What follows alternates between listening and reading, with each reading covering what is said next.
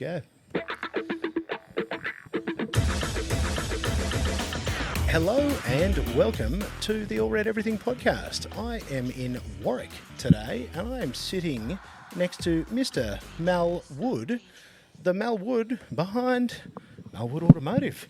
Mate, thank you for taking this time to chat to me in your shed in front of some of your lovely toys. Yeah, no worries at all. Because, mate, I spotted on the internet that it is 50 years of your business. Tell me about it. In 2026. Yep. How'd that happen? You blinked and then you went, whoa, shit, 50 years. Been a long one. Mate, that's a stint. Yeah. There's not a lot of companies that hit 50 years in business. There really No, aren't. there's not many, no. There really aren't. And I've discovered coming out here today that it is a true family business. Yeah, it is, yeah. Because the person I've been chatting to, because we met at SEMA, Yeah, which was the that's correct. funniest, but then I saw the stuff on your Facebook going 50 years. I'm like, shit, I should really hit him up and come and say good day. And the person who answered on Facebook was Nicole, who is your daughter. Yeah. And then I discover that the other bloke I met in SEMA is your son-in-law. That's it. And they met at the bank, apparently. In Allora. In Allora, down the road there. Yeah. Because, see, I do a bit of camping up at Gordon Country, and we often argue, is it Allora or Allora? And I figure if you guys say Allora, then that's probably it. It's like funny as may say that about it, names. I said to somebody the other day, I said, when you go over Cunningham's Gap, you go through a place called a Ratula. He goes, what do you mean a Ratula? A Ratula? Yeah, and I said, Arachula. I said, think about it, you could actually call it a Ratula. Well, see, you could. Yeah, so just my kooky part, yeah. And I don't know if you do. I quite often stop in at the pub there for lunch. That's a good one when you've just made it down the hill, and if your brakes don't fail Yeah. on the way down the gap when you're towing things, and you're like, woof. I could tell you some stories about that. I was going to say, Cunningham's Gap. have you had a whoopsie down there, or? No. When I was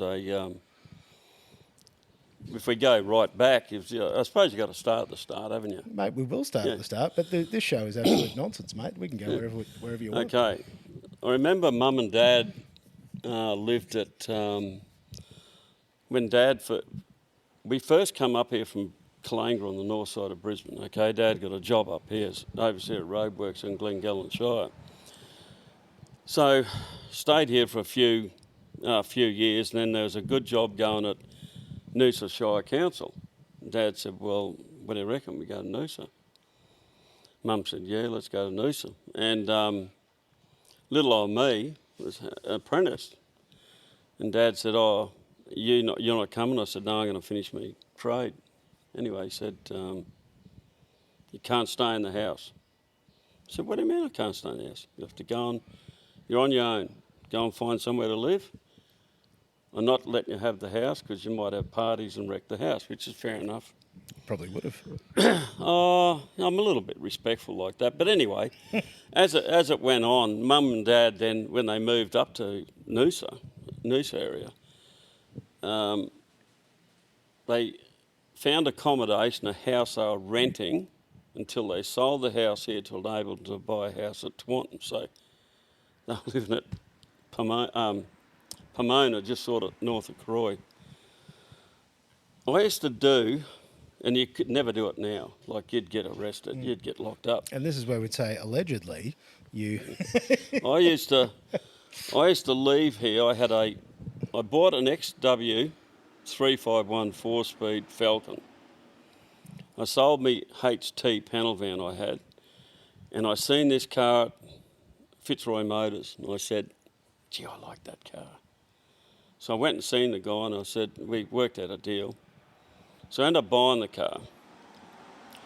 And this car, as it turned out, was an ex-police chaser from Sydney. That's what they were, highway patrol cars. And whether it's true or not, the word was they had very good running gear, equal to a GT or a Phase 1. Now, that car, That car could rev to 7,500 revs all day, every day, in every gear. Anyway, this one day, getting back to Pomona, I had the car anyway, and I said to Mum and Dad, I said, I'm going to come up and see you. And Dad picked up the phone. He said, oh, when you leave? And I said, I'll head off soon. I said, I'll see you in about 3 hours. And he said, you won't get here in 3 hours. It's over 200 miles. I got there in 3 hours. But back then, there was no bypass for Ipswich. You go down Cunningham's Gap. And if anybody's been to car with me down Cunningham's Gap, when I was a young fellow, I used to push it to the limit. Down Cunningham's Gap, into Ipswich, had to drive through the middle of Ipswich Road, straight through the middle of Brisbane over the Story Bridge, straight out Anzac Avenue, up north, out through Landsborough and that way up to Pomona. And I mean, it's nowhere near, it was a lot further and a lot riskier than what it is to now with all the straight highways. Did it in 3 hours. And I'm serious. I used to drive that car at 120, 130 mile an hour everywhere. Well, that's it. That's moving. Yeah, I did. That's what I did. It took me 2 hours just to get here from south side of Brizzy today. Well, I used to get from Warwick to the top of Cunningham's Gap in 18 minutes from here. Ooh. But that was back in the youthful nuthead days, and you had no fear. And probably there was no radars, there was no nothing. And not as many cars either. Not there was nowhere near as many cars, and the only killer was the odd kangaroo or cow, which I hit one of each once. But that's some of my crazy youthful days. But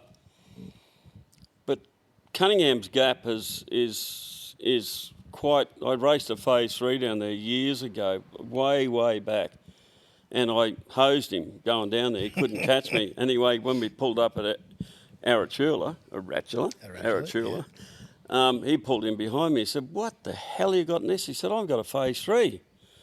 And I said, "Well, apparently it's an ex-police chaser." He said, "Oh, that tells me everything." That's what he said to me. So, but everybody's got a different story, everybody. But how getting back to the start of it all, once I finished my trade here as a fitter and turner. I'm a machinist by trade. So when the guy I was working with said, "Hey, look, I'm going to close the shop up. Do you want it?" And I said, "Oh, I suppose I'll have a crack at it." And I said something to Dad, and Dad said, "Oh, do you want to do that?" And I said, "Yeah, I'll give it a go." The first month, this is a fact, I made $143. And I was that despondent. I was at the bottom of the barrel thinking, what the heck have I done? And then you have the naysayers when you're young in a business. First thing I say, "Oh, you won't do any good here, you'll probably be too dear on your prices," and all the negative naysayers. You've probably met them in your life yourself. Plenty. Yeah. So that gave me the resolve. I thought, I'm not going to give up on this. So I went through Struggle Street, big time, to the point where I had no money at all. I was in the shop about a year or so, and I couldn't even afford to pay rent. So I asked my auntie and uncle, could I stay in one of their farmhouses? It had no electricity or anything. It's just out in the back blocks out here. So I used to drive out there, and at least I wasn't, and they were lovely people. That gave me the chance to put every last bean I could do into the business. But the thing about it all is you go to work and you get to the end of the day and you say, well, I haven't really achieved what I wanted to achieve. So you'll stay a bit longer and stay a bit longer. And anybody that knows me, that listens to this and knows me, will atone to this. I used to come to work sometimes just after daylight, and I'd still be there at midnight. I'd go home and have a shower, have a sleep, back again. I did that for years, and what it was it enabled you to do so many little jobs for little money. And Dad used to say to me, small fish are sweet, which is true. So you might pick up $10 on that, $15 on that, and you just keep banking it and trying to get. And then slowly but surely you get to a stage where you say, well, oh, beauty, I can put a bit of cement down here, because we had dirt floors. It was a hard road, I'll tell you now. So my younger brother used to come, and he'd come up to Warwick here, and I'd say, do you want to help me cement a little bit of stuff? And he says, what do you want to do? And I said, I want to put a bit of cement just here, just so I got somewhere to do something, whatever it was. And down there at work, I can show you all the different squares. I say that was done in 1979, that was done in 1981, all these squares, until I had enough ground to run me welder and everything else. So I did a lot of fabrication work to start with. But every night I'd be mucking around with cars, my own cars and that. So in the end run, I said, I want to do something different. I don't mind doing what I'm doing, but I want to do something that I can start up small that will be the go-to thing, and eventually I can drop everything else. So find a niche market. And I had this this guy working for me, he's an apprentice, his name was Gordon Buckley, and he now lives over in Florida. And Gordon was a gifted fella, like really gifted. And we got on really well. And we were talking one day there, we're doing some stuff. He says, why don't we try putting one of these, a 4-speed and a Holden? And I said, what do you mean? He said, I think it was his cousin, nephew, whatever. It might have been his cousin, sorry. He said he put a 4-speed in his Holden. And I said, what did he use? He said he used a Toyota 4-speed, and he modified the bell housing and fitted in the Holden, and it fits really good. And I said, well, why don't we have a crack at one? So we bought a gearbox, and we worked out how to weld the aluminium strip along the bottom of the bell housing, and hey presto, that's what we started as. A 4-speed Toyota Corona box in a Holden. In an old, the first one I think was it was an LC Tirana, I think. And it's grown from there, so. Any idea where that is? No. If anybody listening knows, hit up Mel and tell them where that one's hiding. Because, when you're starting at the grassroots and you've got nothing, there's only one way you can go. You can either bail out and say, I give up, it's too hard, I'll go and get a job and I'll live my life out and I'll, but not me. I said to Gordon, we can't afford a hoist. Couldn't afford a hoist. So I said, what are we going to do? Anyway, there was a drain, a stormwater drain that went through the property. A big, deep stormwater drain. And I said to him, what about there? We could probably drive a car across there if we had something to run across. Seriously. So that's innovation. The railway workers were working behind them. They were replacing sleepers under the railway line. Went out and I said to one of the guys, I said, hey, can I get a couple of sleepers? He said, we're supposed to dispose them. I said, come on, just give me 2. I just need to put a car over the drain. He said, what? I said, I'm going to put a car over the drain. So I got these 2 sleepers and we put them over across the drain. And of course, being me, I mowed the drain, so it was just like nice grass. So we put the car across the drain on these sleepers, and I said, how good's this? Sitting underneath here working. So we did this gearbox swap, and the guy took it, and he was just absolutely stoked with it. And I said to Gordon, guess what we're doing? This is it. This is it. So for quite a long time, I did Toyota 4 and 5-speed boxes into EHs, FBs, FJs, you name it. Falcons, whatever. And then that's how I got how I got the business sort of rolling along, is those early years. And it's funny, I could have went and bought a bell house, and I think Rod Hadfield used to make aluminium bell housings for them. I could have went and bought the bell housings, but I thought to myself, well, hang on, I'm a fitter and turner. I will machine the alignment ring. I'll weld the aluminium on the bottom of the bell housing. I'll put the bell housing in my little mill drill I had. I'll mill it up, drill and tap the holes, and it'll fit. And it did perfectly. I did hundreds of those bell housings, thousands probably.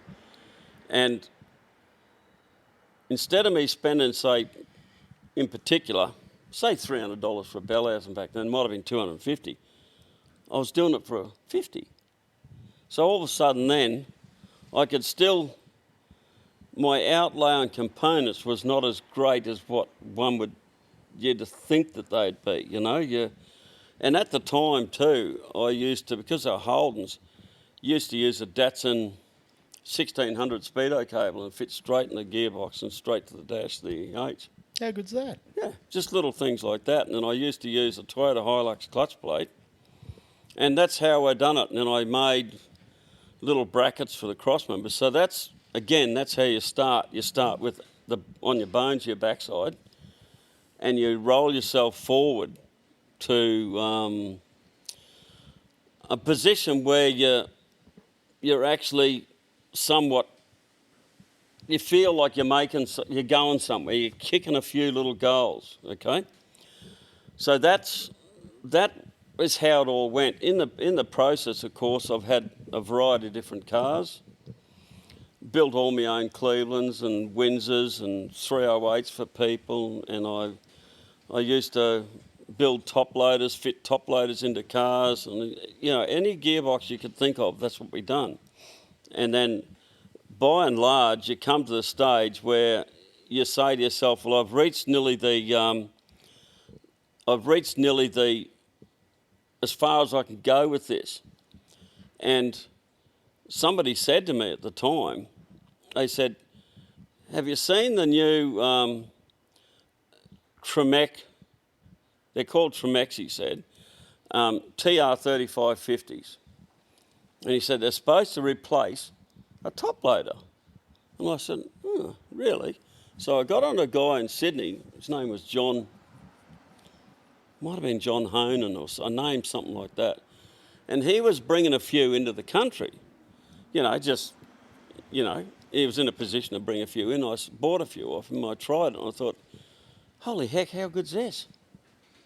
How good's this? I can get a Falcon in here, GT, that's got a top loader in it. I can get a TR3550 with this 10-spline input shaft. I can fit it in the car. It's a 5-speed, it's in a GT. Like, how the hell, how good is this? And that was in the 90s, and in the late 90s. And then once it started happening, you then start to, you keep evolving through innovation. Can I use that term? I suppose I can. I think so. Yeah. It strikes me as what it is. Yeah. So what you do is you say to yourself, well, look,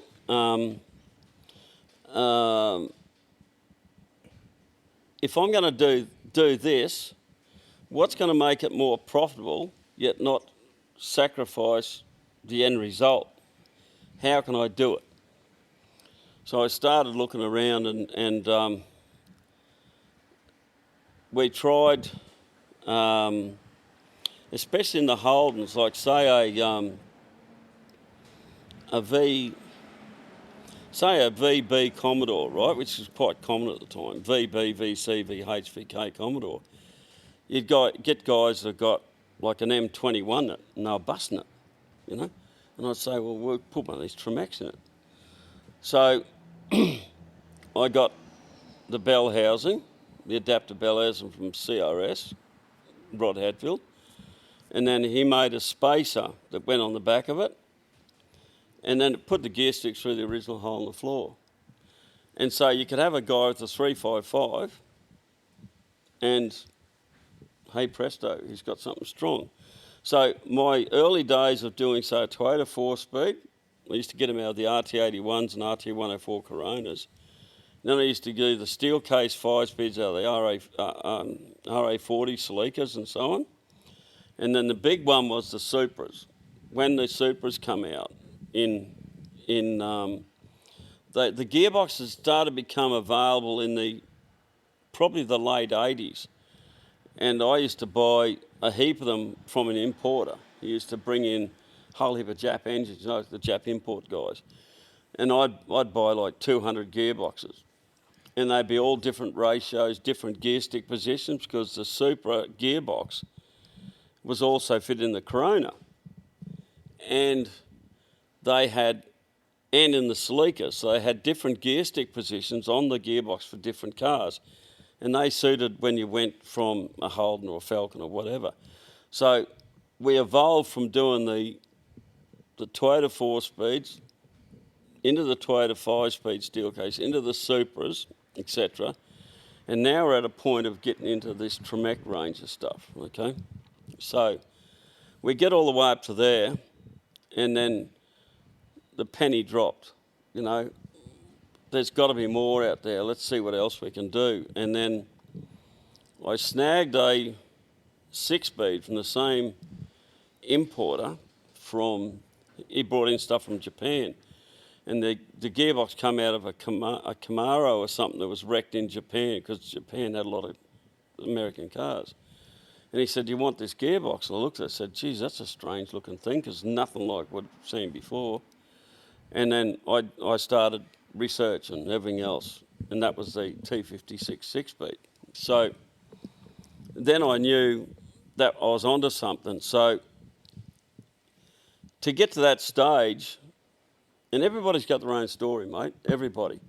Everybody's done it tough at some stage. Everybody's sat in a corner and crawled up in the fetal position and cried their heart out, and other times where that exasperates you, feel like just giving up. But anybody that's been through that, building their own business, knows exactly what I'm talking about. But I just was not going to give up, and I could see that there was something better out there, so I just kept pushing it.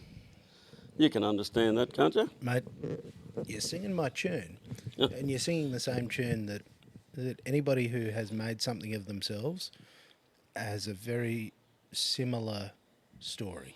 Mm. The components are always different, but the story is usually one of pain.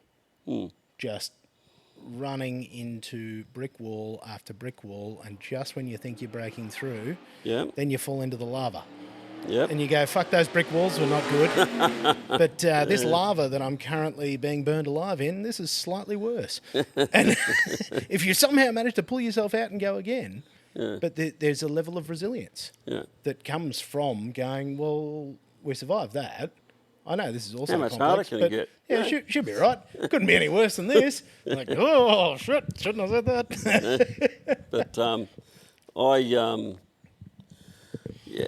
look, the trouble is when you're trying to chat like we are now, I've got a terrible habit of going off in tangents. So if I go off the wrong way, you say, "Hey, mate, I'm the king of tangents. This is my favourite. This is my favourite thing. It's actually my favourite thing about this whole thing is there is like. There's no set script, is there? We go wherever we want. Yeah. And we talk about things like, is it Allura or Allura or Ratula or... and like we could spend an hour on that, and that's perfectly fine. Yeah, that's right. Yeah. Because it just doesn't matter, mate. Like the joy of this is getting to hang out with you. Because like, mate, you've done some crazy shit. And that's it's those little moments that you're linking together here. Like when you got the sleepers. And again, I can imagine the excitement because you're looking around going, I haven't got the money, can't do it, won't work. Fuck, that is just stupid enough to work. And then you do it and you go, huh. That worked. That ability to see things that don't exist. Like in your mind's eye, you go, oh, I reckon if we did this, that might, maybe. Yeah. And it strikes me, because even something that really stood out to me, like you're buying Japanese gearboxes in the 80s, Like, that was the height of people, not really enjoying Japanese cars. That's right, yeah. And you were here going, no, hang on, there's something here. These are pretty good. And you saw something in that. Like, we still laugh that half cuts were $1,000 in the early 2000s, and all those cars are $500,000 cars now. Yeah, they're all just through the roof. Yeah, people that cut skylanes in half. Oh, yeah, that was normal. Yeah. And we just all laughed because we went, yeah, there must be like 1 billion skylines. And, here we are in the year 2026, and you go, whoa, they're worth what? But you're a long way ahead of the curve. Yeah. Did you see in that Nicole, my daughter, put up a she wants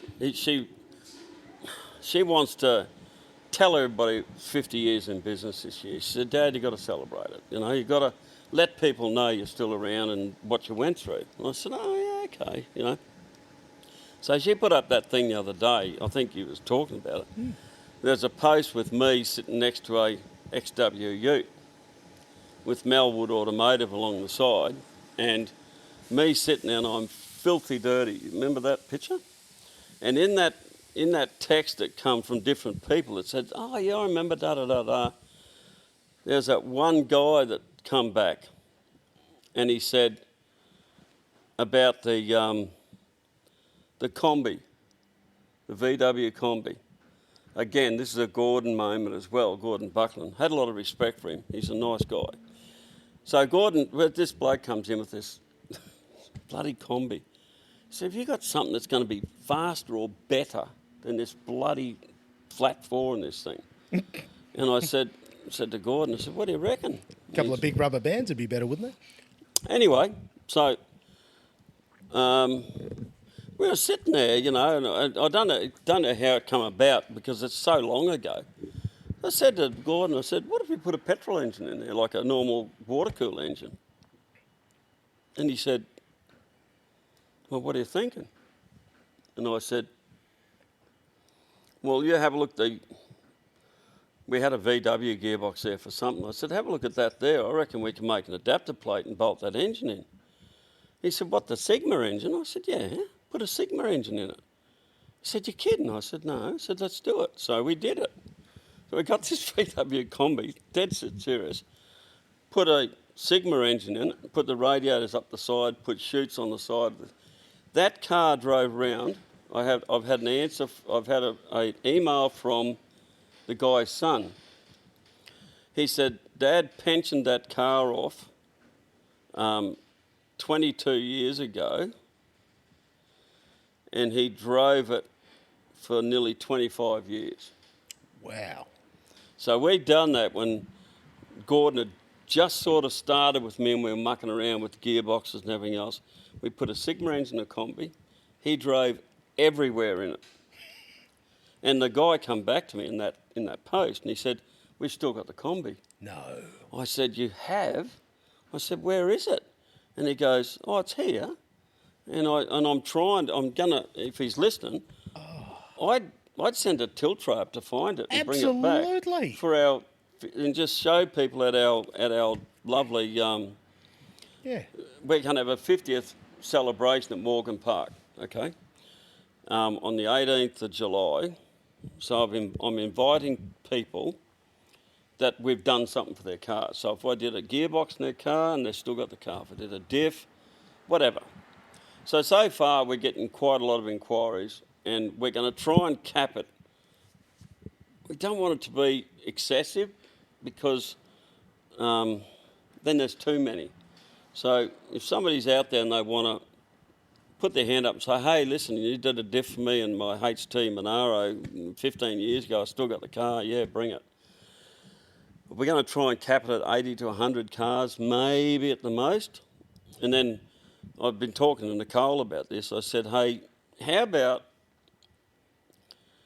we have open the gate, but people have got to give us a donation to a worthy cause. So Nicole, I said to her, can you please contact, first of all, the McGrath Foundation, great foundation, cancer research and so on. I said, they have volunteer teams. So they might send them out there, and we might get 1,000 visitors. We don't know, because the cafe's going to be open. There's going to be a cruise for all the cars that we do work on around the track. And it'd be a good thing to somebody say, oh, look at that Valiant. Oh, look at that EH. Look at that Mustang, whatever. But the important thing is that you're giving something back. It's if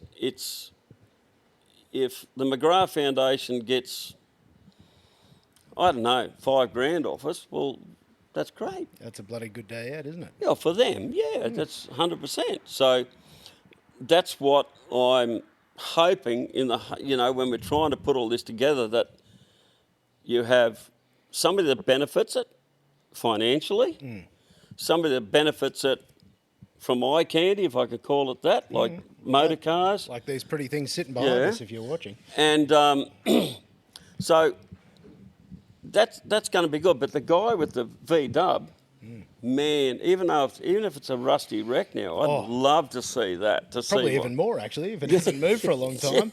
Because the story's captured in these vehicles. Yeah. And then Gordon was actually a very smart guy. He decided to build a go-kart. I've got to tell you this story quickly. He decided to build a go-kart. So he looked at, whether he looked at plans or whatever, so he worked at the shop after hours and built this go-kart. And I think, it's a long time ago. I think it might have been 100cc Kawasaki or whatever, 150cc whatever it was. And he had all the proper slicks on it. Looked like a proper race kart. He used to fang it down Lion Street and do donuts and burnouts.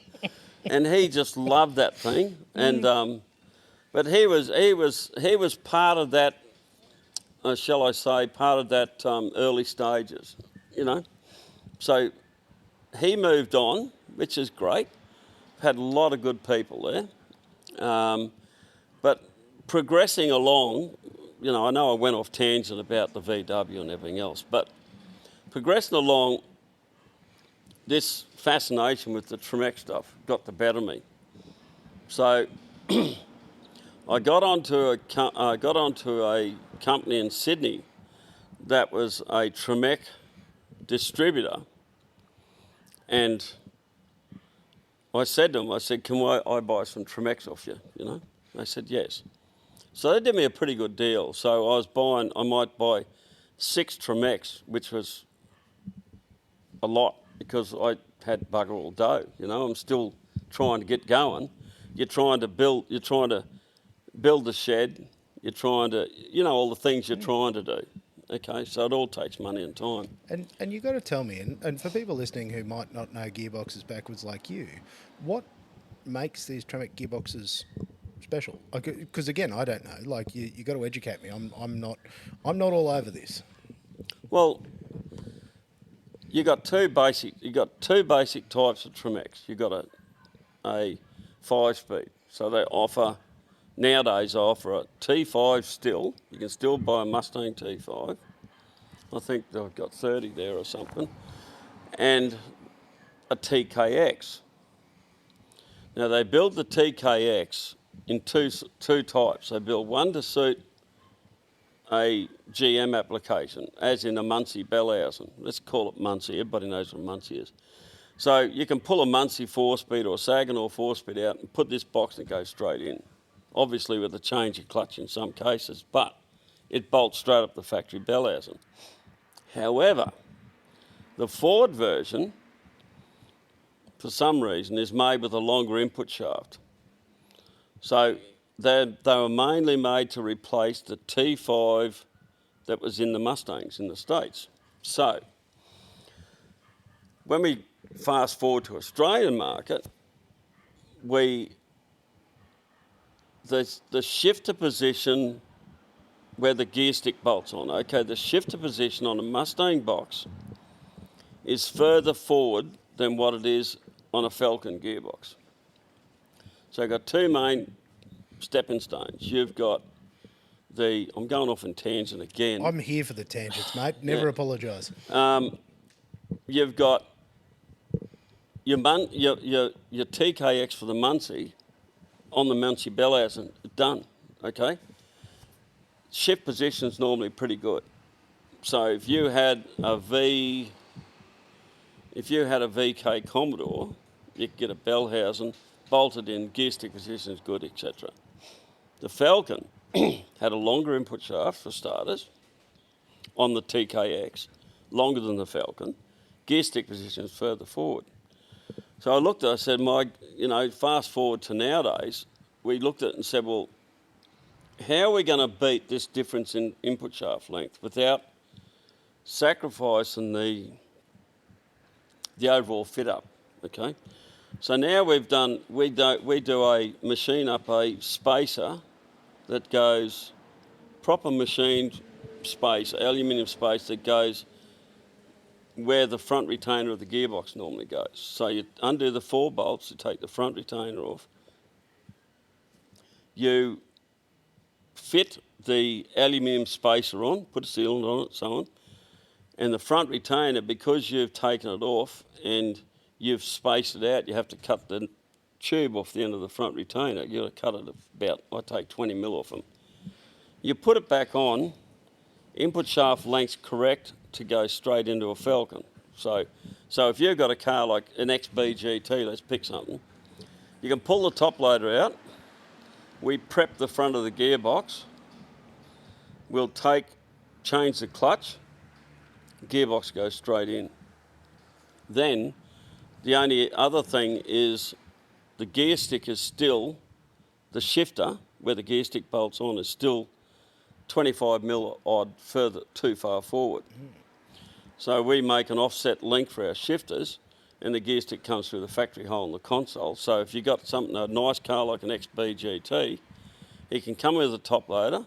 You can say to him, look, do you want to keep all the original Bellhausen and flywheel and clutch? And most of them say, yeah, look, just give me everything new.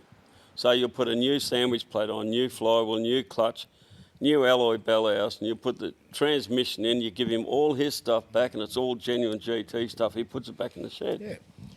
And believe it or not, the gearbox mount goes straight back on the factory crossmember in an XB or an XA or an XC and so on. So there's a lot of benefits with doing the TKX 5-speed.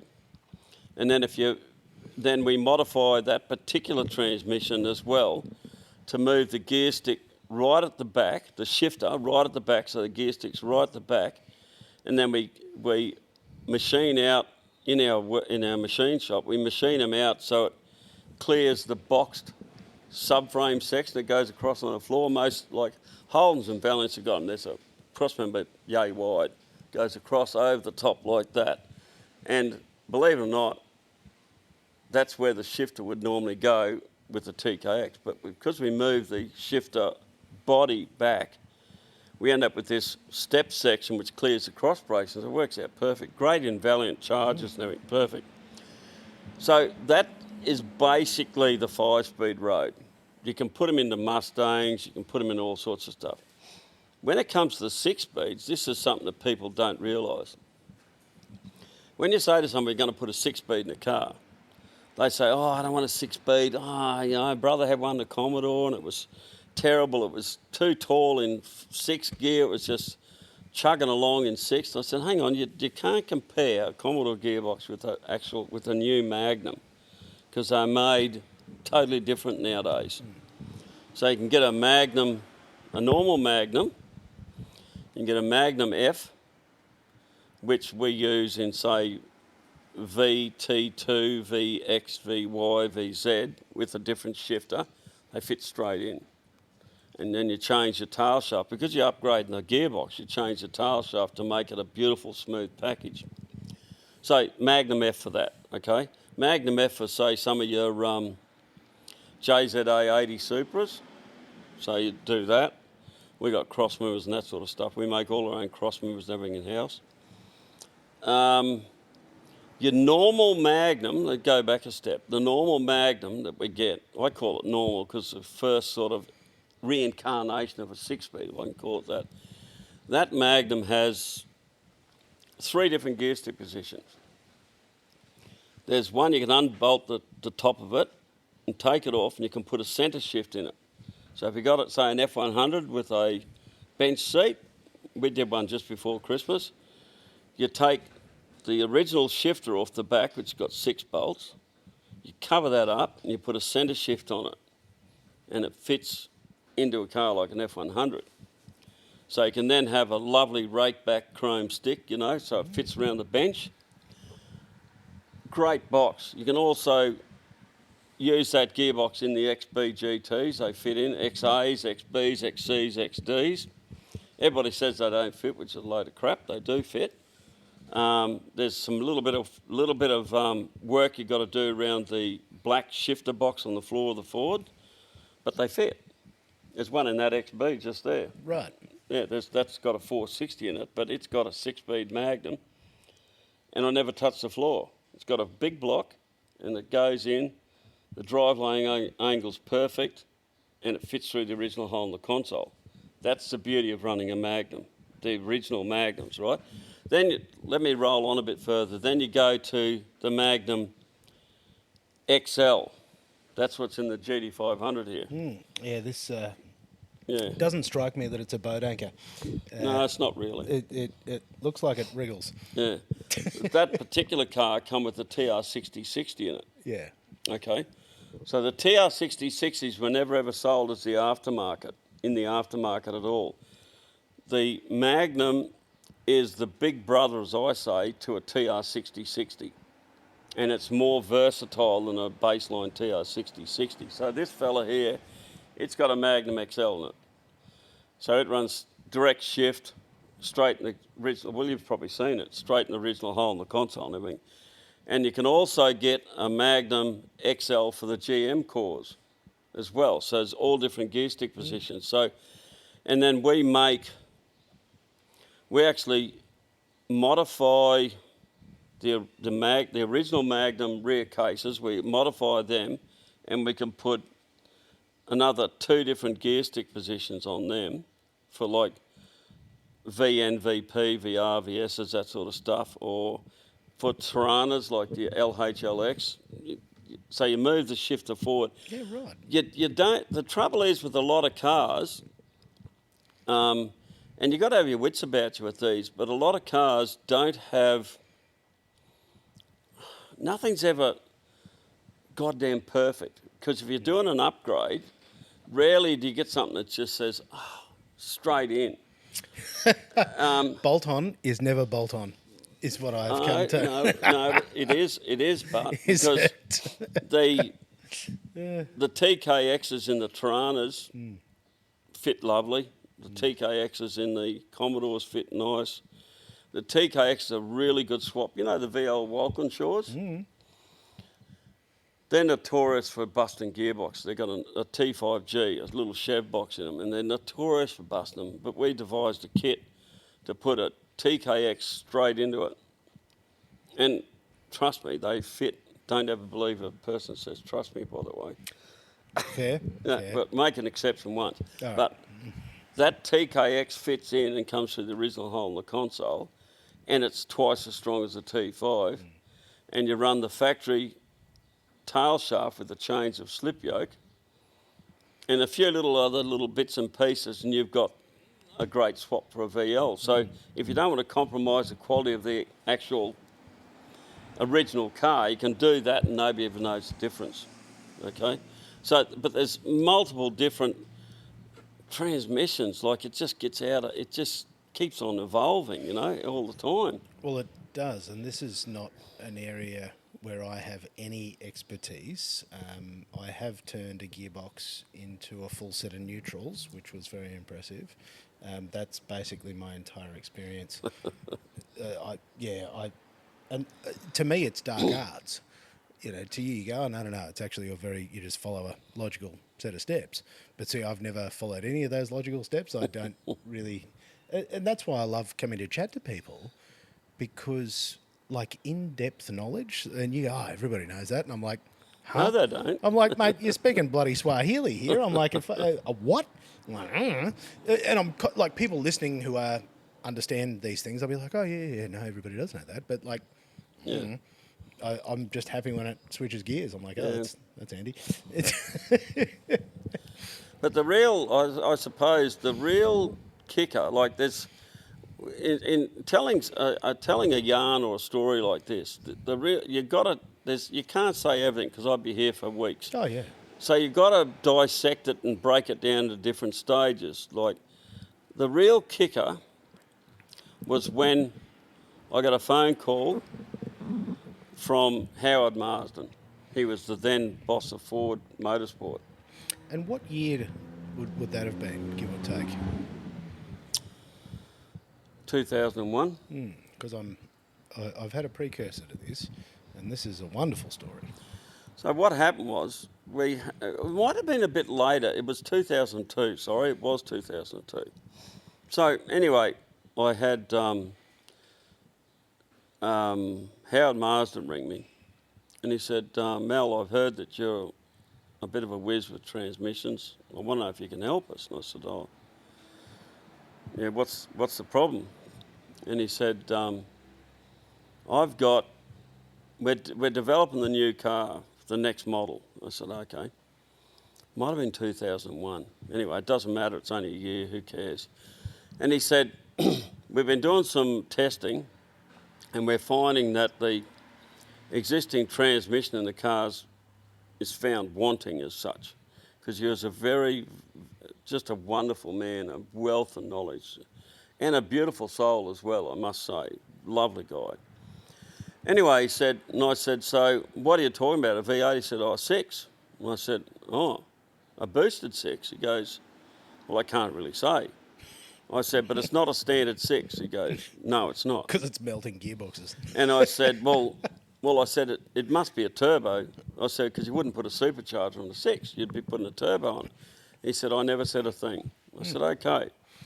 So we chatted, and I said, it just so happens that I've just finished putting a 6-speed in my AU V8, and that car's in the other shed over there. And he said, what do you got? I said, well, I've got an AU V8 XR8 that I fitted a 6-speed Mustang box to. And I said, we had to modify a few things, but I said the gear stick comes through the original hole in the console. You've got 6 gears. It's got 3 7s in the diff, runs cable, clutch, drives as sweet as a pin. He said, oh, gee, I'd like to have a look at that. And I said, well, where are you going to QR in a few weeks' time, whenever it was? It might have been a few months. And he said, yes. And I said, how about I catch up there? And he said, okay. So that's how it went, you know. And I went to the to QR with my son, with Robert, and I said, you know, I want to show him this. I want to show him what they can do, because the Holden's got a 6-speed, Ford's got a 5-speed. They're breaking 5 speeds. We can do something like this, you know. And so anyway, cut a long story short, I ended up meeting up with Howard Marsden at QR. And I said to him, do you want to come for a drive? And he said, have you got the car here? And I said, yeah. He said, great, let's go. So we go to the car park, get in the car. And I said, you can drive it. And he drove the car. And I said, go out towards Mutterpilly, you know, drive it and enjoy it, you know. And at the time, you've got to remember this is the first 6-speed ever fitted into a Falcon in Australia. And I made, Ben actually done it. Ben was another talented guy that worked with me. I said to Ben, how are we going to get the gear stick here? And he said, oh, we'll extend the shift rail and we'll put this. I said, of course, that'll make sense. So we made a little steel box or something crude, and we extended the shift rail, and the shifter worked a treat. So anyway, Howard Marsden took it for a drive. And he got out near Mutterpilly, and he turned around, he said, oh, I've got to go back. He said, I've got to get somebody else to take this car for a drive. He said, who? He said, Craig Lowndes. I said, okay. So we drive back, and we pulled in, and that smile he used to get in his face, and he looked at me with a smile. He said, Mel, nicest Falcon I've ever driven. And I said, really? He said, well done. He said, well done. I'll call you. Wow. So anyway, the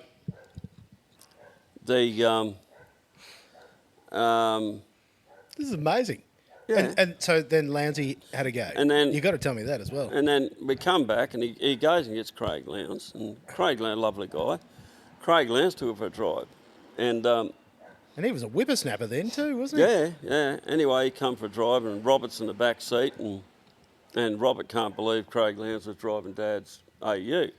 And of course, best day ever. Craig was there with the green-eyed monster back in the day. Oh, one of the best looking. Yeah. Yep. AUs. Oh. Yeah, ever.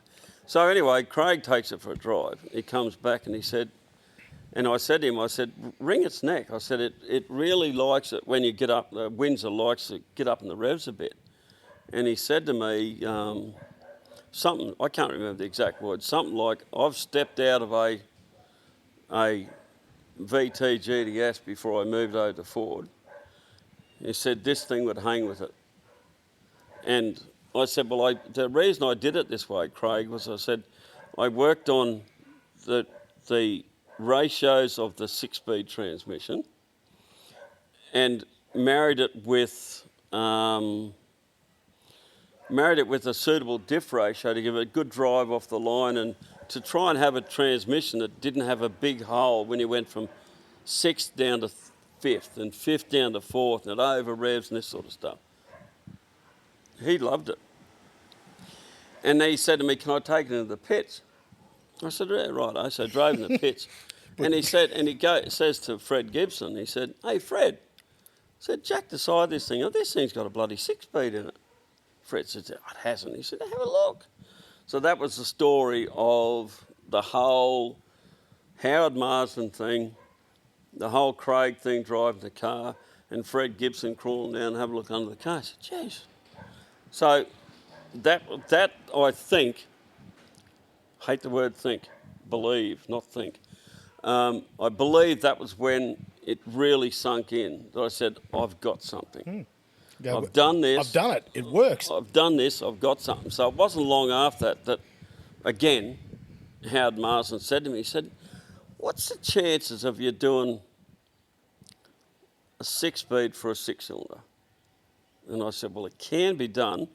But I said, the only way I can do it is with an adapter plate because I am not going to tool up for bell housings when you go to a 6-speed in these cars, you're going to tool up for it. It's a waste of my time. And he said, okay. And I said, but it'll still drive fantastic. Trust me, it will. So we built a gearbox and we sent it down to, Ben took it down to the proving ground. They fitted it down there.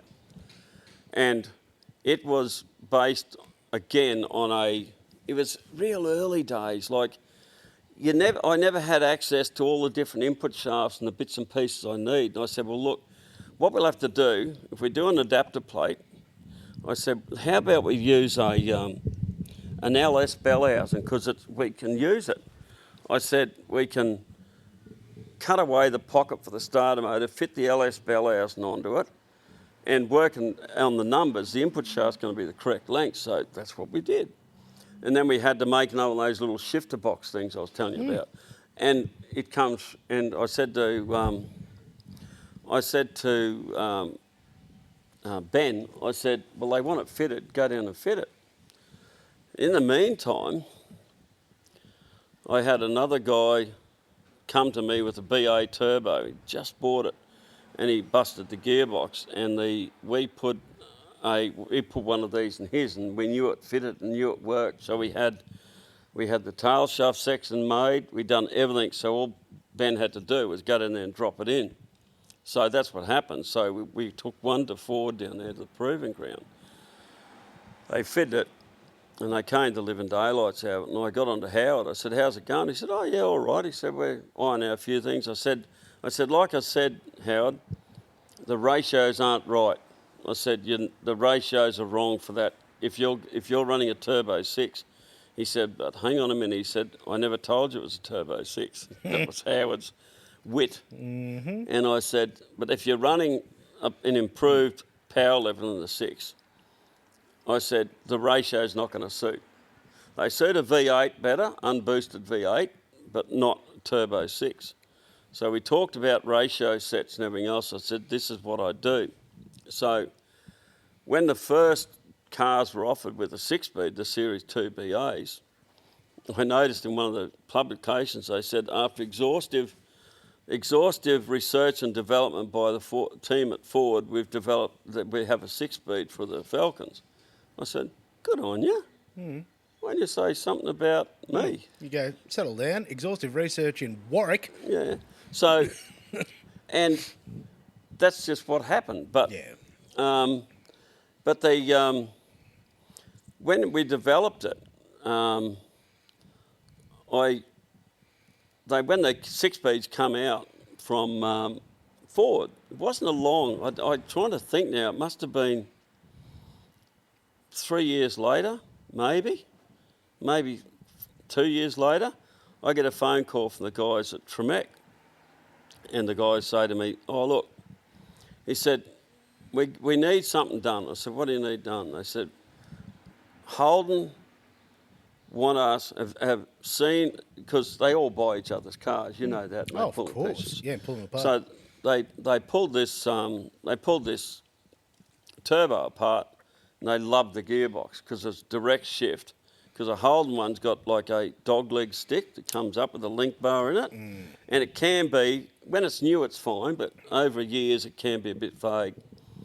So I said, well, what do you want me to do? He said, can you build us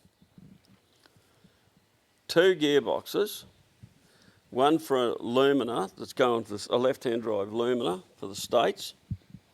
Left-hand drive, it might have been a coupe, I can't remember now.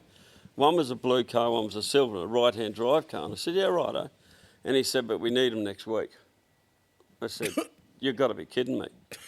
And he said, and I said, well, I said to him, can you send me some shit? I need some stuff. Anyway, he said, well, what do you need? And I said, well, if I'm going to build it, I'm going to need the overdrives. I think I got, said it need a main shaft out of a Mustang transmission. One of the Mustang transmissions had 27 spline main shaft. So I said, I need a main shaft out of that. I want to get 2 Aston Martin main shafts, the Aston Martin 5th and 6th gears. We went through them all, what we needed. And I need a couple of core gearboxes. And I said, they have to be air freighted. And I said, if you want them done, they've got to get here. So in the meantime, Ben and I set about, mainly Ben, because he was doing he's worked out how to do a little shifter box, and he said, made him out of aluminium or something anyway. And I said, well, look, if you work on that, I'll see what I can come together with. So as it come to pass, we got the 2 gearboxes done late one night, and the cars turned up the next day on tilt trays from Melbourne.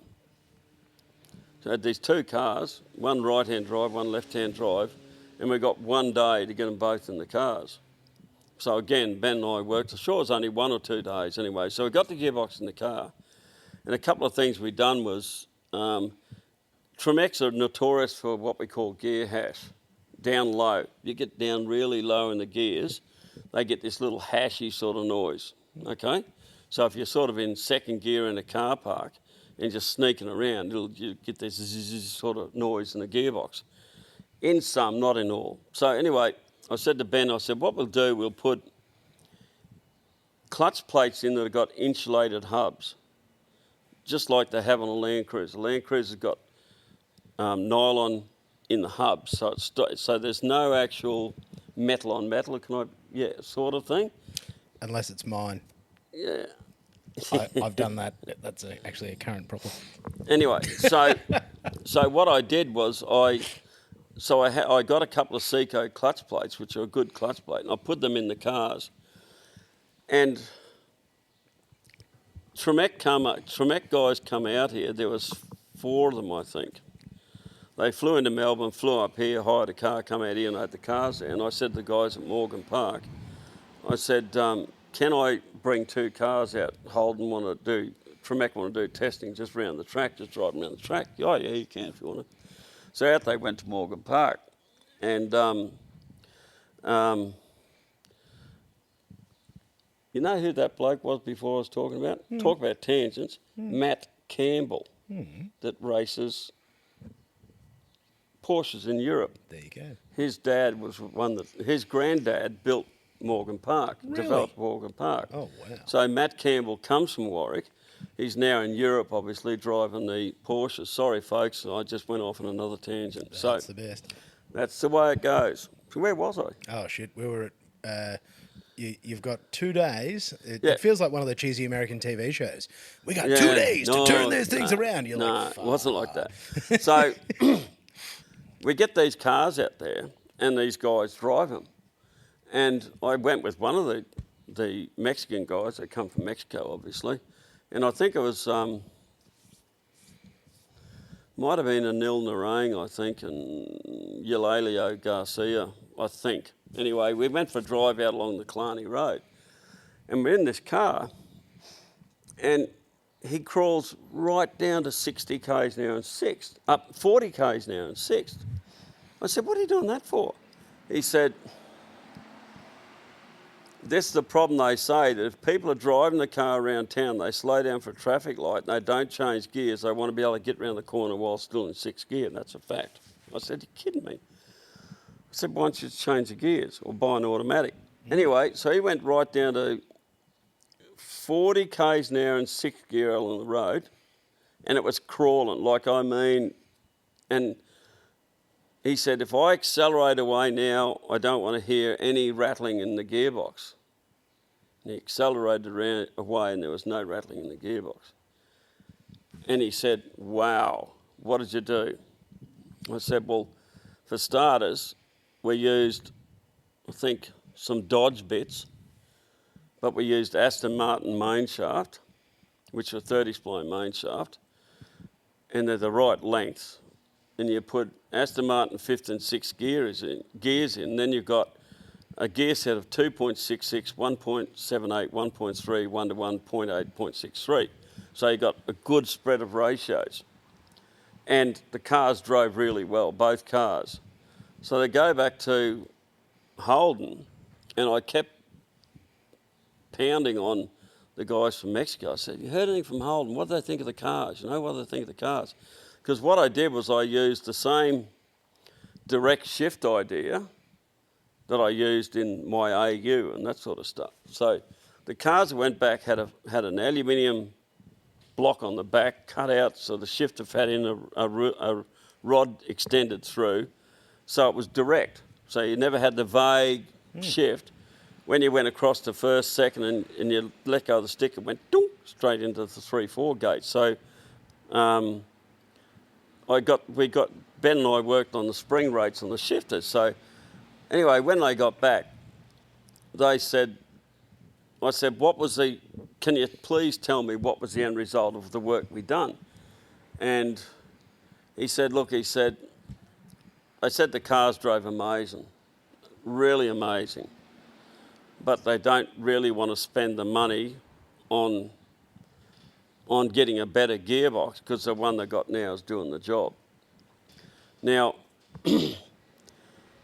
one can only assume that it comes down to dollars and cents.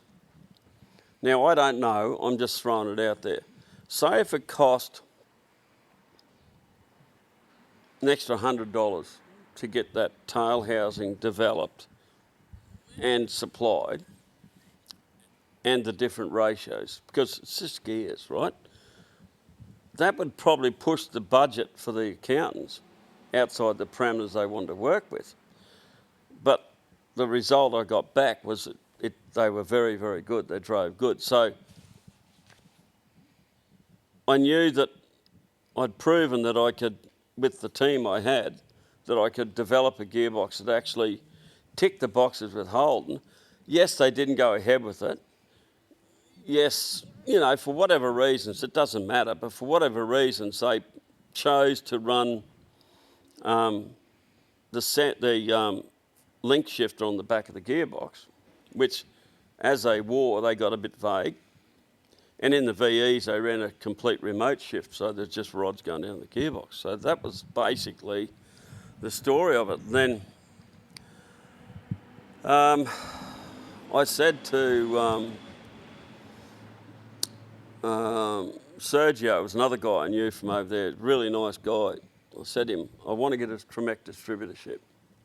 He said, oh, it'd be very hard. And I said, what more have I got to do to prove myself? I said, I just outperformed 2 major manufacturers. So What else do you need me to do? I said, what more do I need to do? He said, put forward a case that I can send through to the head office. And like, I can write letters now a lot better than I could back then because I was hell-bent on achieving all the time. So in my letters, I stated what I'd done. I showed them the publications I was advertising in. Like I was advertising in Street Machine. And I actually did a story about a Tremec in Street Machine way back when we were talking about the TR3550 days. And I said to them, I said, I'm the only one in Australia that's actually advertising your product. Excuse me. I spend, and advertising wasn't cheap. I'm advertising in just Commodores. I'm advertising in Australian Muscle Car. I'm advertising in, what else was there? I can't remember, it doesn't matter. So I put forward my case. And after some time, I'm just wondering what's going to happen, and I got impatient and saying, consider my request, da-da-da-da. And I said to Robert, my oldest son, I said, we're going to America. He said, what for? I said, I'm going to go to Tremec myself. So I spoke to one of the guys at Tremec. I said, I'm coming over. I'm going to present myself. So we went over there. So that was in 2008. And all this time, I'm buying Tremecs off this crew in Sydney, and I'm needing more and more and more, but I haven't got a distributorship to be able to get them at the level I need to get them at, so I have good stock that I can sell. So anyway, we flew to America. We hired a car, and we went to Chicago first. We hired a car and went and drove across to Detroit. Went to a couple of companies in Spring Lake because I was to get shifter components that they made. Anyway, we went across to Detroit, stated my case, and when I got back, they said, okay, we believe in you, here's a distributorship. To the point now that I'm the only elite distributor in Australia. So I'm the only elite. And elite means you've got the best buying power. You've got to buy a level of transmissions. Well, as you can see, there's... You got a few. Yeah, got a few, yeah. And we try and keep components of every one. So, so now I've secured Tremec, okay? That was a big thing. Once I secured Tremec, I said, no, how am I going to make this more profitable? So I know clutches inside out, so I said, righto, I'm going to start developing my own clutches. So what I was doing was find the best that was out there. So I would probably at the time, either a Sachs, which is an American brand, or a Vallejo, which is Korean, pressure plate, both of them pretty close, and I'd use a Seco clutch plate, again out of Korea, but it had that insulated hub I was talking about. So I found I could put a clutch in a car that would hold, that had a bit more clamp, and it was a constant development. So now we make our own flywheels, we put together our own clutches, we get clutch plates made to suit what we want. And then the next thing was how are we going to operate the clutch? right? And this has been a long time. This is a long time coming with development. So I had an engineer working for me by the name of Chris, and I said to Chris, I said, I want to develop a hydraulic bearing that I can put on one of these 5-speeds that I know will work. I said, but when it comes to fitting them, you've got to rely on the guy fitting to be able to measure components to make sure when it goes in it works first time. So we now make a range of hydraulic bearings. So I've fixed all the hydraulics up. So we do our own concentric slows. We get our own hydraulic bearings are made here, made in Warwick district. I use speed flow fittings and lines. They've been good to us. Then it come back to, and I've gone off in tangent yet again, our hydraulic system, our underdash, okay? Now, I believe you've seen that in America, didn't you? Well, I did, and I'm glad we're getting to that point because, yeah, when I met you guys at SEMA and you're over there sharing your components with the world, again, it makes a Brisbane boy feel very proud to run into other Aussies. Yeah. Giving them a touch-up over there. And plus we won Best New Product. I know. And so the underdash was born about, again, it comes back to Ben, another staff member I had. Ben was a pretty smart dude, okay? We had a falling out, but that happens in life. Absolutely. But I still respect the man. But we were doing a Tirana, and we worked out if we made a little bracket for the firewall, we could mount a VT clutch cylinder on the outside with a little remote reservoir, and we could run a push rod through the firewall onto a pedal and modify the pedal, and it worked good. We were there one day, and I said to Ben, and we were doing and this is sort of about 2005. We bought this new clutch pedal kit from Ford for a BA Falcon. So it had the carrier, the pedal, and the master cylinder. I said, wonder if you could fit that up in that Tirana. Or Ben might have said to me, it doesn't matter because our brains were both working the same.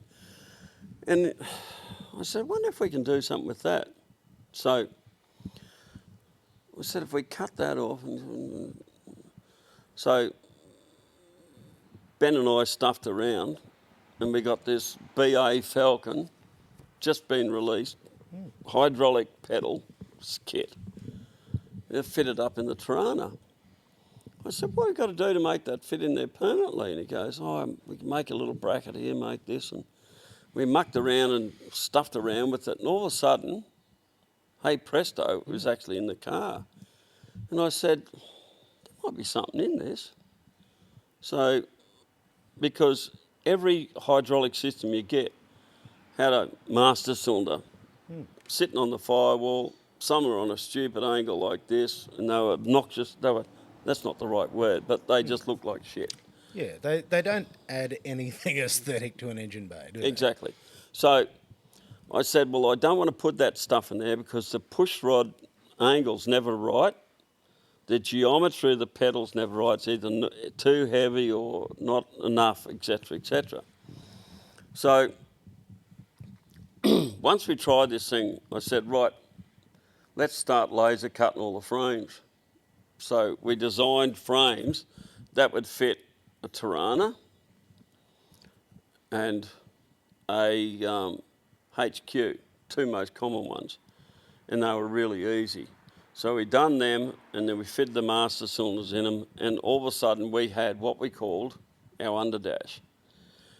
So over the years it's been developed and developed. We make our own master cylinders. We import them.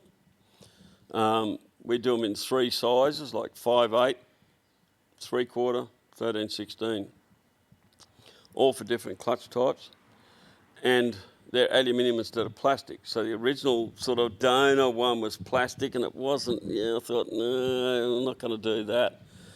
But we worked on getting the geometry of the pedal correct. So when you put your foot on the clutch, even though the clutch was working in an arc, the push rod would, for instance, be on the low side of the centre line, and as it went in, it'd come to the high side of the centre line. So you weren't scraping on the bore of the cylinder, if you understand what I'm saying. So we had to muck around and get all that right, and so the underdash was born here in Australia. So I've never really advertised it. Honestly, I just never really advertised it. You just solved a problem, and then people went, hang on a second. Yeah.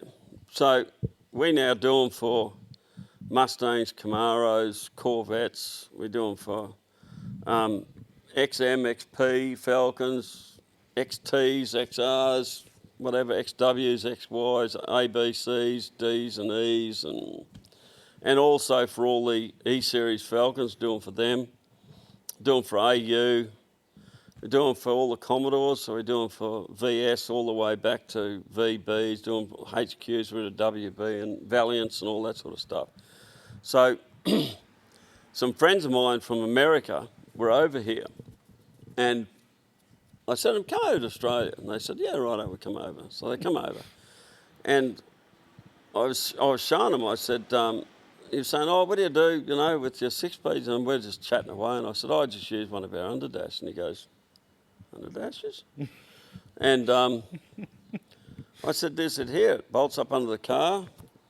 There it is, and that's how it works. And he goes, do you do them for any American cars? And I said, yeah, I do them for Mustangs and all that sort of stuff, And at the time, we were only doing one at a time. When somebody had a Mustang in Pakenham, for instance, he was doing up. And I said, pull the pedal carrier of the car. No, it's inconvenient. Just drop it out, send it up to me. I'll refurb it, I'll bush it up, I'll put our underdash on, you put it back in the car. And then many people said to us, at the time, that they were just fabulous. So I explained that to Ross, and he goes, Ross and Sherilyn. So Sherilyn is the lady that owns Melwood USA. They said to me, how are we going to, I said, why don't you make them in America? I know I'm a tangent boy. It's the best. Call me Tangent Mel. Anyway, so I said to him, well, I'll tell you what I'll do. I said, I'm not going to sign you to a contract. I don't believe in it. Some stage in this world, you've got to be, your word's got to be a bond, okay? So I said to him, how about you start a company called Melwood USA? Helps my name. I said, what I'll do is I'll supply you with prototypes. I'll build a heap of prototypes for you and I'll send them across. And I said, the only thing is you've got to use our reservoirs, our master cylinder, because it's got Melwood written on the master cylinder, and our range of fittings that we develop. We develop what we call QDFs, quick disconnect fittings. What it means, you pull the thing out, clip it in, put a circle on, it's done, it's finished, right? O-ringed ones. So he said, yeah, we can do that. Didn't even shake our hands on it. I said, okay. So he went across and he was sending me across different pedals, said, can you do something with these and so on? I said, yeah, righto. And we're sending stuff backwards and forwards. And I said to Chris, one of the engineers I had at the time, I said, do you want to come to the US? And he goes, what for? I said, go over and show these guys how to build these underdashes. And he said, oh, okay. Yeah, if you want to go. I said, I'll buy the tickets. We'll go across the US and go and see them. So we went at Christmas time in 2017, I think. And we got to LA, we missed our plane. You know the story. It happens. Going through that security like sheep. Oh, yeah. Anyway, so we had to fly into Des Moines, and they were going to pick us up at Des Moines. So plane got diverted to Denver. And guess what? Snowstorm. Couldn't take off. So we had to get a motel and had to leave the airport, go and get a motel, come back in the airport the next morning, and then fly to, I think it was Grand Rapids. And they drove 100 mile and picked us up. And we stayed there. Anyway, we went and built some sample underdashes. And I said, well, I brought over one here. It's a funny story, this. I brought over one here for a 66 Mustang. Like you asked me, what are you going to do with this? And she said, we're going to take you up to a guy's place up north of Iowa, snow everywhere. And she said, I want to fit one of these in his car. I said, really? She said, yep. She said, and I said, well, if we're going to do it, you can do it. I'm not going to do it. This is Sherilyn herself. Sherilyn was the blonde lady out of Overhauling. That's where her mechanical background come from. There you go. Yeah. So anyway, so we go up to this place in North Iowa. I think it was Waterloo or something like that. I don't know. Yeah. Anyway, we go up there. Name doesn't kill the story. But anyway, driving this bloke's place, snow everywhere. And we drive up and Sherilyn said, oh, this is where he is. Like, and this bloke come out and we introduced ourselves and everything else. And he said, and we were talking about his car, his Mustang. He's got two Mustangs, a GT350 and 66, you know.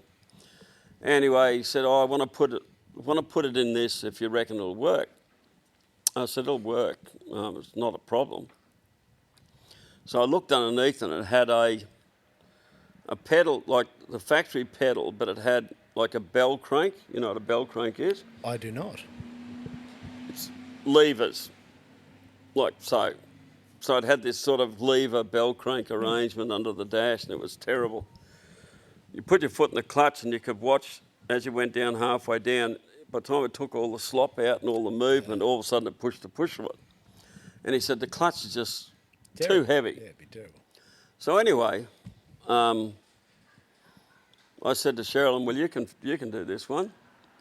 And she said, well, I'm not afraid of spanners. So she got on the dash and she pulled out the bits and pieces there. And I said, you need to pull that out, take that out, and take the clutch pedal out.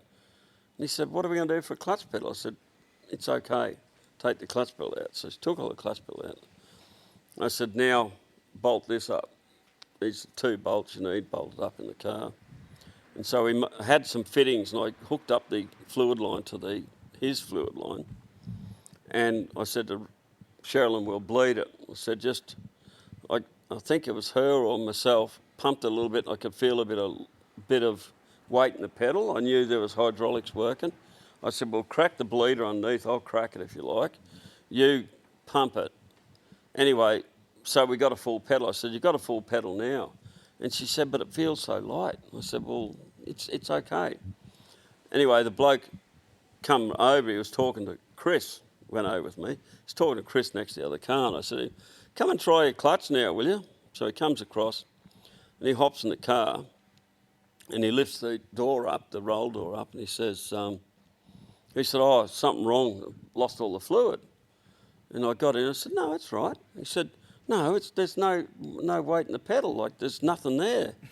And just falling to the floor. And I just said to him, I said, look, just put your foot in the clutch and select 4th gear for me. And he put the foot in the clutch and selected 4th. And he goes, oh. I said, your clutch is working. And he goes, okay. And he's looked at this real puzzled American look, you know. So anyway, I said to him, now put it into reverse. He said, oh, no, it'll crunch. And I said, put it in reverse. I said, now ease your foot off the clutch. Go steady. I said, don't jerk it, go steady. And he takes it off, and I said, that's it, just keep going, and it just backed off. And he said, my God. You know what they're like? My God, this is amazing, you know. And I said to him, try it again, go forward. And he said, oh, my God. And I said to Sherilyn, there's your answer, babe. Ta-da. That's it. I said, that's your market. I said, if you like, you start with 66, 65, 66, 67, 68. I said, we'll go back and I'll actually make you a couple of each. So Chris and I went back to Hometown Fab, which is in Albia, which is south of where they lived at Atumwa. So I went down there and we made these samples up for them. I said, now you're on your way. It's all you need. I said, the only deal is you buy the master cylinders, the fittings and the reservoirs off me, which they have done to this day. So they developed them and they get cars there, and Ross is pretty switched on dude. He designs the pedals and shapes them. Then he gets them all laser cut, bent and powder coated, and he puts them all together and he sends them out in a box. And they now sell them to Handlin Motorsports and all those sort of guys. And so the bottom line is the shabby little workshop in Warwick that had dirt floors and sleepers over a drain to make $1. Yeah, has shit a brick. Has ticked the boxes. So that's sort of a broad outlook of where we've been and where we come from. But I think everybody's got the same. Everybody's got a story that's different. Like I said to you before, there's guys that have given up, and I just never had it in me to give up. I just didn't have it in me. Well, you've got to keep trying, don't you? If it burns in you the way that it obviously does, there's two options. You know, you figure it out or you give up, and you're never going to give up. So you just keep figuring it out.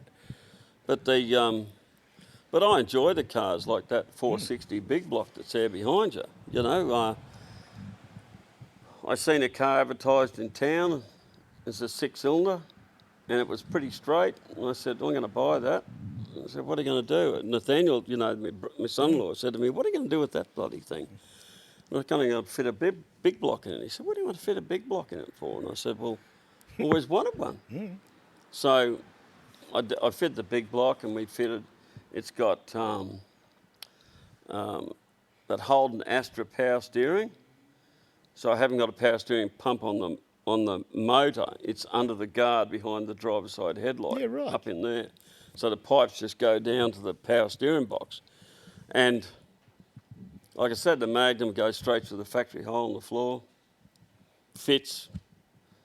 I've got to finish the console off. That's another job I have to do. But it's just I just like doing it. You know, 31 spline, 9-inch, 4-wheel disc. The wheels, Nathaniel and I cleaned all the wheels up. We sandblasted them all, and then when I had them sandblasted, I then painted them. I put masking tape on all the spokes, cut it out with the razor, and then painted them gold inside because I wanted to replicate the wheel that was on that car when it was common back in the 70s. And then I got 2 lathes, so I spun them up in the big lathe and I polished them. Wore my fingers out, but just kept polishing until I got the colours right. And, you know, they had some bruises, so I filed them and everything else. And cutting your teeth as a fitter and turner was pretty straightforward. And then I found a bloke that had some brand new caps down in Adelaide, so I put them on it. But the car itself is just a lovely, lovely car to drive. It's beautiful, but I don't drive it. I like driving this one here behind me. And tell us about this one. I'd actually just, for my own interest, explain what this car is. So for people listening, we're sitting in front of a silver Mustang, but that's really underselling it. Yeah. Well, I spoke to a guy in Brisbane. I knew Neil Ford, and he was, I think he had something to do with yellow cabs in Brisbane, whether he owned them or whatever. Lovely guy. And he said to me, he told me about this car he had, you know, and I said, oh, yeah. I said, you know, one thing I want to bet, I want to get myself a GD500, Shelby GD500. And he said, well, get one. So I don't know where to go, what to do, you know, I don't know how. He said, if you buy it, we'll get to Australia and I'll organise it all. You just got to pay the bills along the way. And I said, really? And he said, yeah. So he said, there's one in Texas I can get. So I said, oh, good. And so we got it shipped from Texas to LA, went in a container, went across to Melbourne, got converted to right-hand drive. And It's a proper Shelby GT500. And when I got it here, driving it for a while, I said to one of my boys, I said, I might put a Kenny Bell blower on it. So it's got a 2.8 litre Kenny Bell on it. And see, I'd never heard of a Kenny Bell blower. I'm not as deep into this world. That's obviously a thing. Yeah. That's what you It's do. like is it? Whipples and that sort of Yeah, brand. gotcha. Yeah. So that's a Kenny Bell blower, and then I got all the injectors and everything to go with it. And then I got that done, and I said, well, maybe I should have put a Magnum in it. So I pulled the TR6060 out, and then I put a Magnum in it. So it's got a direct shift Magnum, a big 4-inch aluminium tail shaft. It's got 3 7s, and that supercharged on it. So it's one hell of a car. And the bonnet, terrifying. the bonnet, that's an original Super Snake bonnet. Wow. Now, the story with that is when I got the Kenny Bell blower, it come with these 2 engine mounts. Now, aluminium ones with like that blue shit, like I shouldn't really say it, but like a nylon blue shit, insulate. I like rubber in engine mounts and everything. So I got this thing going, drove it up the road, and I said, fuck me. Oh, sorry about that. Fuck me. I said, this thing is a mechanical vibrator. Nathaniel said to me, Nathaniel said, what do you mean? I said, the whole car's vibrating like it's solidly mounted. Anyway, so I got on to Kenny Bell. I said, what is it with these engine mounts? He said, oh, you've got to have those low engine mounts for the supercharger to clear the bonnet. Yeah. He said, if you don't want to do that, you've got to use the Super Snake bonnet. And that way then you can run the factory engine mounts. So I said, thank you. So I rang a guy and I organised a Super Snake hood. It took 12 months to get it. The car sat in the shed for 12 months. I didn't drive it because I was that disgusted with the way it drove. So I got the bonnet painted down here, got the bonnet fitted up. I come back and I put the original engine mounts in it, and it was perfect, how I want it to be. Because I think it comes to the stages, a lot of people say to you with that type of engine mount where it's, oh, you need this because your engine's got that much power and you'll rip engine mounts to pieces. Well, I say, pig's ass. I've had countless cars with rubber engine mounts, and our go-to back in the day, if you happen to rip an engine mount, you just take it out and drill a hole through it, put a 5/16 bolt through it and put a nut on it and stick it back in, and if it happened to break, it couldn't fall apart. That way then, the engine wouldn't flop over or whatever on you. So all the Clevelands I've had, all the V8 Holdens, all that sort of stuff over the years, that's all I've ever done. So I'm a great believer in rubber engine mounts. Like I say to people, Holden and Ford didn't get it wrong. They done all the testing. Even if you've got a powerful engine, unless you're an absolute wally, you won't break engine mounts. That's my opinion. I could be wrong, but I've got some pretty hard-hitting cars. So there's a lot of people that have opinions. Oh, geez, yeah. And I've found there's a lot less people who have done the research and development and tried the things back to back. I find that the talkers tend to not have actually done the thing. No, that's right. Whereas the people who have done the thing, they go, no, mate, I tried. I put that, and that's better. I'm like, there you go. I'll tell you a little story. It's a yarn, but it's true. We did a gearbox for a guy down in Sydney. Lovely guy, right? And he put it in let's say a Commodore, I can't remember the car now, and he bought a new LS2 or an LS3 for this car, right? So he puts the engine in the car, and he got a Magnum off me and everything else, and he put it in the car, and he said, oh, I've got the car going. He said, but there's this chronic vibration in it. I said, yeah. He said, oh, I don't like vibration. I said, neither do I. So I can't stand them. And they said, well, do you think the tail shaft you supplied me is not right? And I said, well, it would be, but how about we get it balanced again?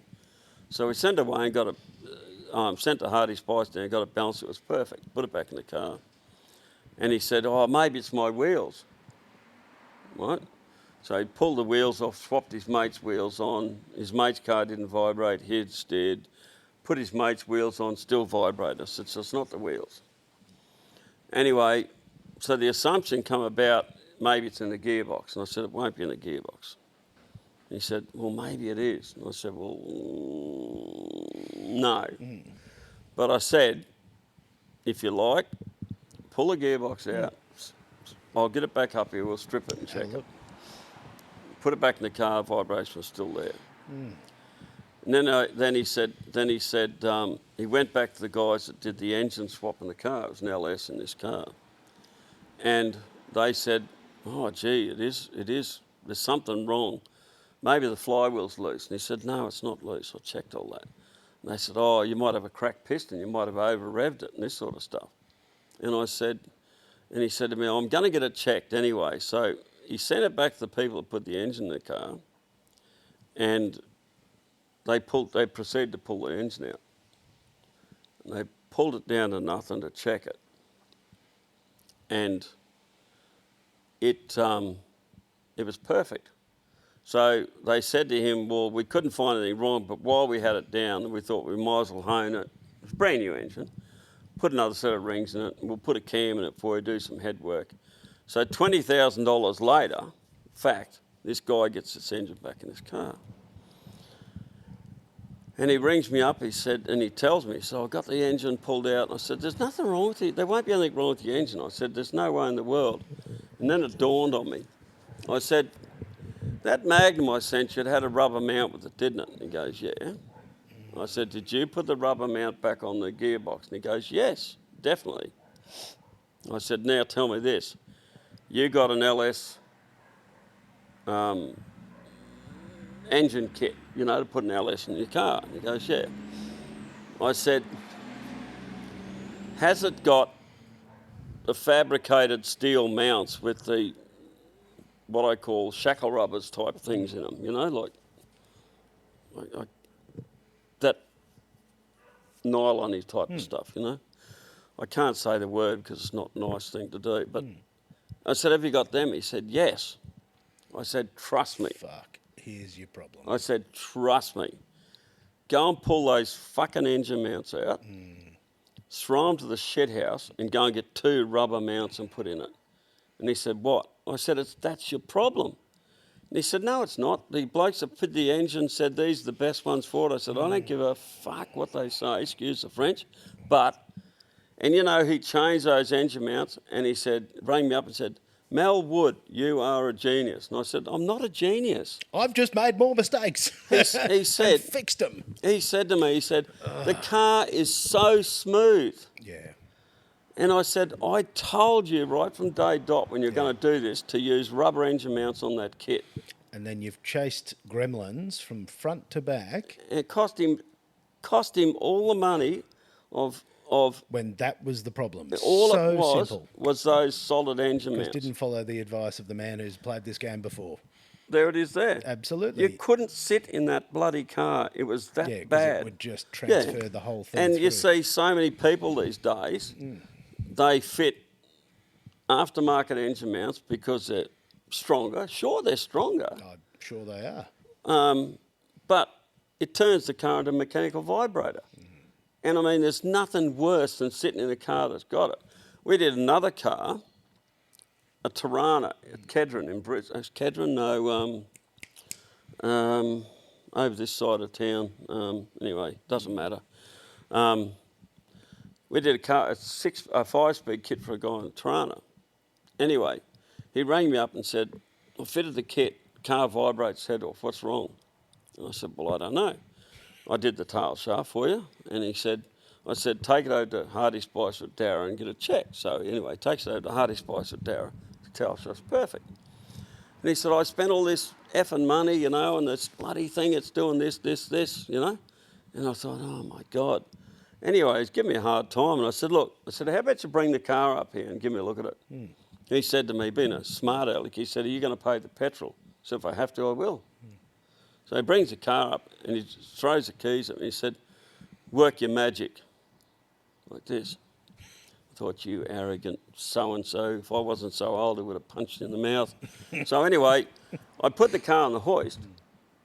And sure enough, he had rubber engine mounts on the engine, but he put this epoxy-looking black steel gearbox mount with the red shit in it with the bolt going through it. And so I took it out, I put a rubber engine mount in it, and I rang him up and said he'd come down and take the car for a drive. So he come down and said, "Oh, you found out what it was it?" No. And I said, "Well, the problem's in the bin." And he looked in the bin, he said, "That's my new gearbox mount." I said, "That is the problem." He said, "Pig's ass." I said, "Righto.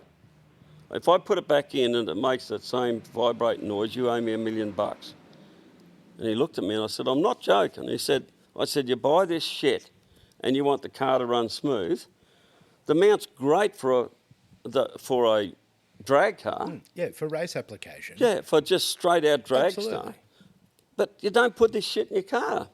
So anyway, he never said, "Thank you, kiss your ass." Never paid for the rubber engine mount. He just drove off. And I thought, you arrogant so-and-so.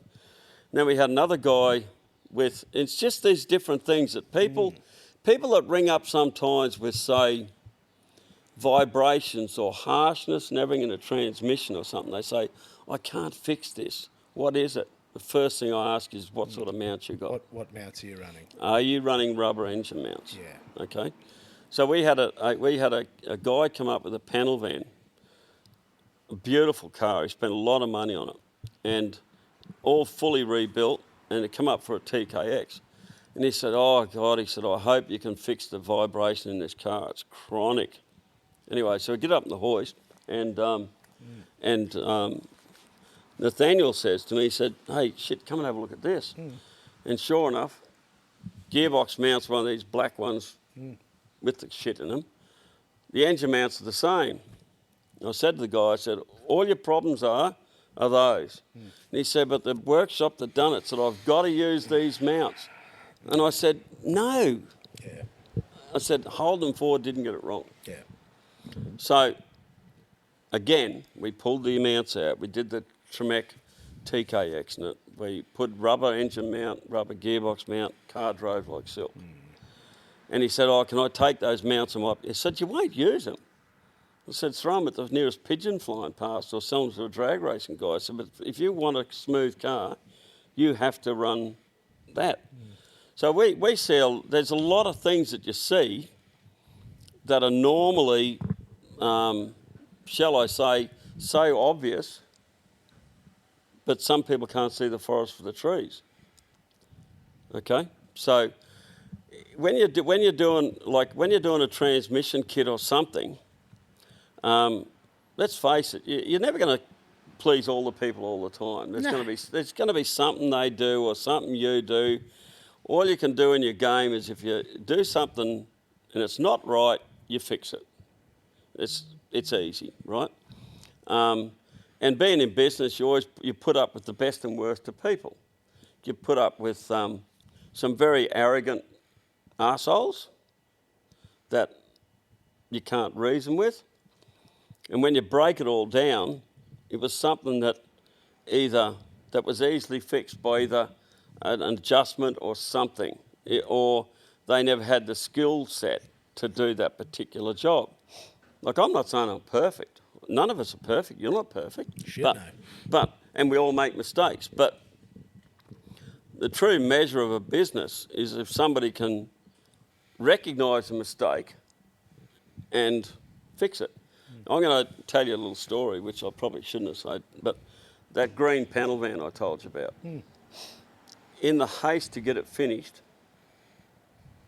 we never put oil in the gearbox. Oh. This is a $6,500 gearbox. Whoops. The guy's driving home, and he said there's a rattling noise in it. I felt that big. I'll bet. I felt that big, because we always check them. Yeah. And this one, it just slipped through the radar. Slipped under the radar, I should say. So we had to tilt tray the car back. I threw another brand new box in it and off he went. He was happy as Larry. He was a bit cranky to start with, but he realised even though we made a mistake, we said we've made a mistake, we'll just replace it. And that's what we did. And from that you learn. You learn the hard way. I say to the guys, "Hey guys, I know you just follow protocol, but hey, we stuffed up here, Yeah, we missed it. And I didn't swear at anybody. I just said, let's just replace it and do it, So what I'm saying is none of us are perfect. And this road that we call life, I suppose, is filled with heaps of hollers and hills, and nothing's ever easy. But if you stick with it and you have a passion for it, the results come. But you've got to spend so much time. Like, I'm honest, I used to work 7 days a week when I was a young fella, every day. The only days I had off was Christmas and Easter. And I used to work well into the night, every night, just to try and make that extra dollar. So nothing's ever easy. I had some of the biggest shit boxes when I was a young fella to make ends meet. I said, well, hang on, I've got to sell that car. I need the money for this, and I'll buy another old shitter to get around it until I can buy something else. So that's why I've had dozens and dozens of cars. But, fortunate for me, everything that in my later life through my recognising of a product, such as Tremec, recognising the hydraulic system and nailing that, makes life just, it's more planned, if you know what I mean. It's like, what's going to happen. This week you're going to, somebody's going to want a Tremec TKX, somebody's going to want a T5, and somebody's going to want a Magnum for a Mustang. Well, you simplify. You're not everything, you're not all things to all people. No. You just do that and you go, we like that, we get a consistent result, let's do that to the best of our ability. Yeah. So, I think that, again, I said think again, I'm sorry. I don't know, there's still stuff I want to do. Like, I'm 70 now, but there's still stuff I want to do. What's an itch you've still got to scratch? The blue car around the shed. Yeah. I bought 10 years ago, I bought an FG turbo race car. Ooh. Right? And it was built by Robinson Racing in Ballarat. Now, Ted was a marvellous guy, smart guy, very humble. That's what I found him. In life, you find different people find different values in different people. Does that make sense? So anyway, I said to Ted one day, he said to me, you want to buy a race car? I said, what do I buy a fucking race car for? And he goes, I've got one if you want it. And he said, I need the money. And I said, oh, okay. And I seen this car and I said, I've always wanted to race. Not race, but I always wanted to drive Bathurst in a race car. Okay? Fast forward to now. The car has had extensive work done in the engine and everything else. It runs on E85 and it's got a sequential 1-to-1 dog box in it from PPG they built for me. And last February, was the first time I actually drove it on a track. I've had it that long. The tyres are cracked on it. They're that old. So got your money's worth out of that. So, yeah. So anyway, I took it around the track a couple of times, and the third time I turned it round. I lost it. And it was funny because Kevin Hefner was out there with me. Kevin used to race with Brock and Johnson, those sort of guys. And Kevin was with me, and he said, I come back in the pits. He said, I seen a big pile of blue smoke down there. He said, I said, yeah, I turned it round. He said, well, you were trying. He said, you were trying. He said, but it'd probably help if you had good tyres. He said, I told you not to get on it too hard because those tyres are rooted. So what we wanted to do is basically check the transmission, check that it's got all the stuff. So anyway, Kevin then took it for a drive. Said, can I take it? I said, yeah, go for it. So he took it out for a drive. I said, oh, Mel. He said, that's a good car. So he said, where are we going this year? And I said, well, looks like we're going to do Drive Bathurst. So that's the next plan. So yes. If you're asking what I'm planning for this year, I want to be able to just drive it around Bathurst at my own pace. Not interested in beating any times. Just want to throw it around there, I've got my helmet, got my suit, I've got my boots, I've got everything. It's just all it's got to have now is it's had a new fuel pump put in it and a tune finished on it by EFI Logic down the road here, and then it's going to Bathurst in November. Hell yeah. So that's the next thing. Are you taking it? What's the meet that happens in November? It's called Challenge Bathurst. Challenge Bathurst. Yes, That's the one. that's the one. It eluded me. Another. I friend- call it Drive Bathurst, but it's Yeah. Challenge Bathurst. So I've had a few guys that have said to me, hey Mel, you've got to do Challenge Bathurst. So you don't do anything else in your life, do Challenge Bathurst, which I've always wanted to do. So we're going to plan it. Yes. So, but of course we've got a show in Brisbane in March. Got the Motor-X in Melbourne in May. And then we got our celebration at Morgan Park in July. Which one are you doing in March? Brisbane. Performance Pulse Expo. See you there. Really? Hell yeah. Yeah, you'll have to come and say good day. Mate, I will. I've got. They signed me up. Did they? Yeah, absolutely. Yeah. I went, oh, that's pretty cool. Yeah. You go to these things so you can see all your friends. Oh, that's right. That's the best reason. Yeah. So it's pretty exciting because with this year, I wanted to have it low key, but Nicole, of course, being Nicole, She's said barreled you into it. Said no, you're not having it low key. No way in the world. Gotta let it rip. We're gonna do this. Anyway, so she said we're going to Performance Pulse. We're going to do SEMA Motor-X again, and we're going to have a show and shine out the racetrack and have a cruise around the racetrack and that sort of stuff. So, hopefully, knowing Nicole, it'll come together. You know what she's like. She's very thorough. She's a machine. And she wants this year to be a memorable year, which is really good of her. I sort of thought, do I really want to do it? But I've got to do it because if I don't do it, you might live with that regret saying, hey, why didn't you just do that?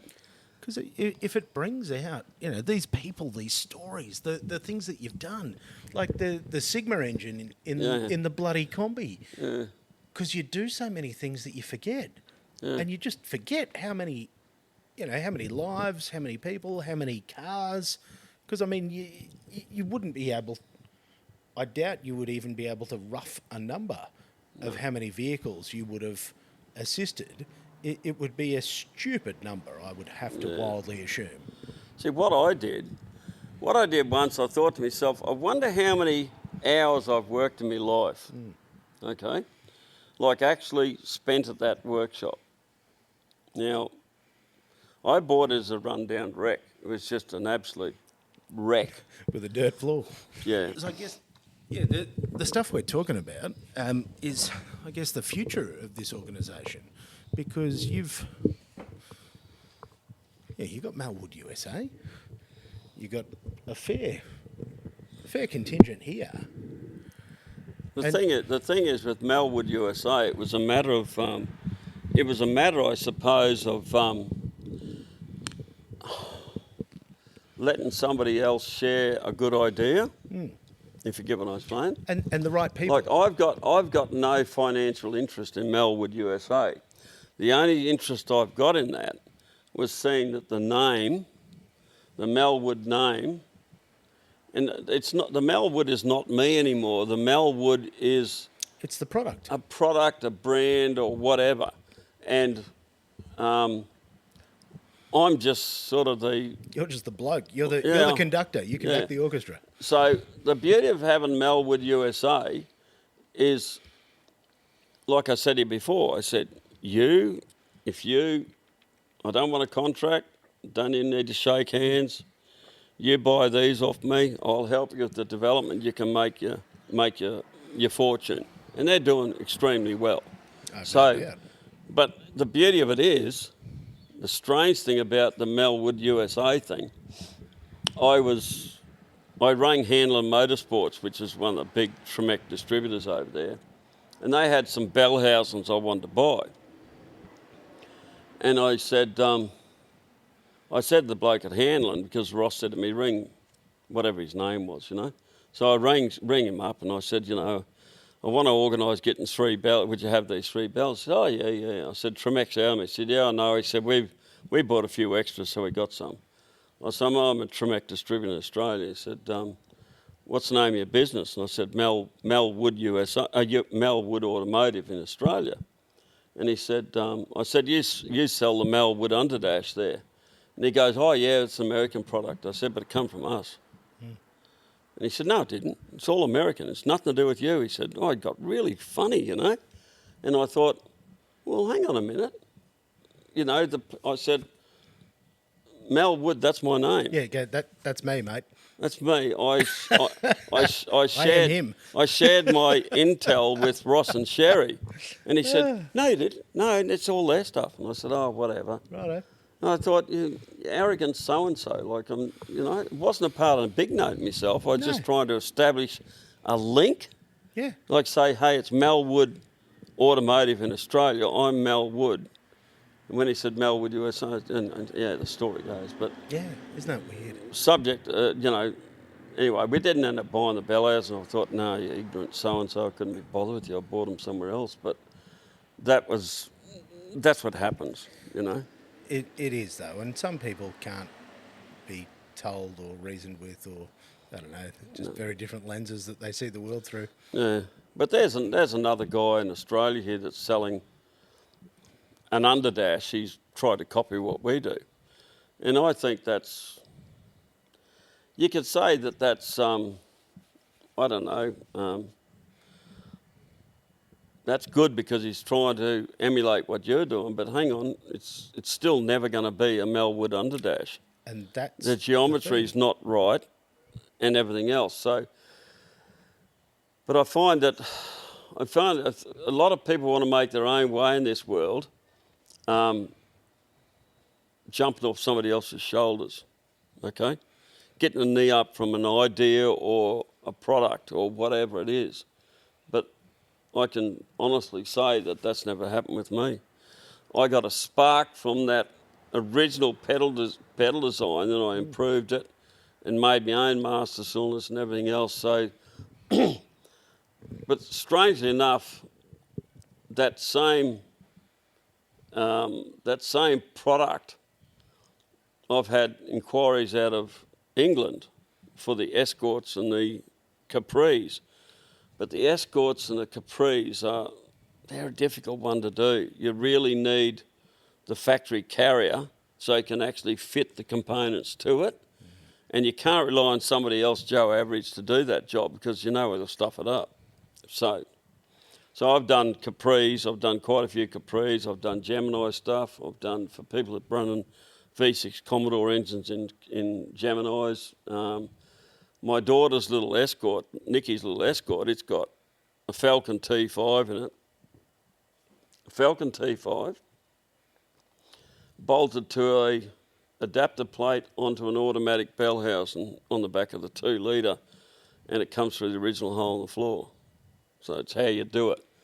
So, but she's got a car with an automatic tunnel, which is a bigger tunnel, so the T5 fits. You can't fit them into a car that isn't an automatic car unless you cut the floor out. So all this sort of stuff that you chase and just stays in the grey matter. And that's just the way it is, you know? It's that accumulation of experiences. Oh, yeah. That was part of why I was so excited to come and chat to you. Because, like, some of the stuff I was also interested in, because we've talked a lot about the last sort of 15, 20 years. But, like, I was also interested to know about young Mal. You know, a few years back. Like, because where were you actually born? Like, where did the story start? Brisbane. It was Brizzy? Yeah. I was born Brisbane Women's Hospital, and we lived out at Kalanga. And yeah, look, you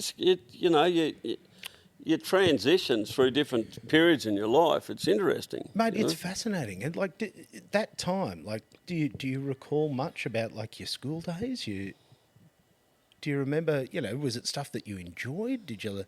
I got bullied a lot at school. Did you? Yeah, bullied a hell of a lot. Really? And why was that? What? Reason being is, and everybody's got this sort of shit happens at school. Like, I had these two brothers that used to live up the road from me. And they were just nothing but arseholes. And Dad used to say to me, don't go fighting, Malcolm, don't fight. He said, just walk away. It's easy to walk away. You might get bruised ego, but don't get a bruised cheek. I say, okay, Dad. But I just got fucking bullied all the time. And that's why I was much of a loner. And I think when I think back, I keep thinking back, what gave me the tenacity to go down this road? What actually drove me, when you start to dig into somebody, what drove me to go down this road as such? And I was thinking only last night about this. I thought, what got me going? And I can recall when I was a little boy and I asked Mum for threepence to go and buy some lollies up at Mr. Hooper's store. And Mum said, I haven't got threepence to spare. Like, threepence is 3 cents, okay? And she said, I cannot give you anything. I'd like to, but I can't. We just have not got the money.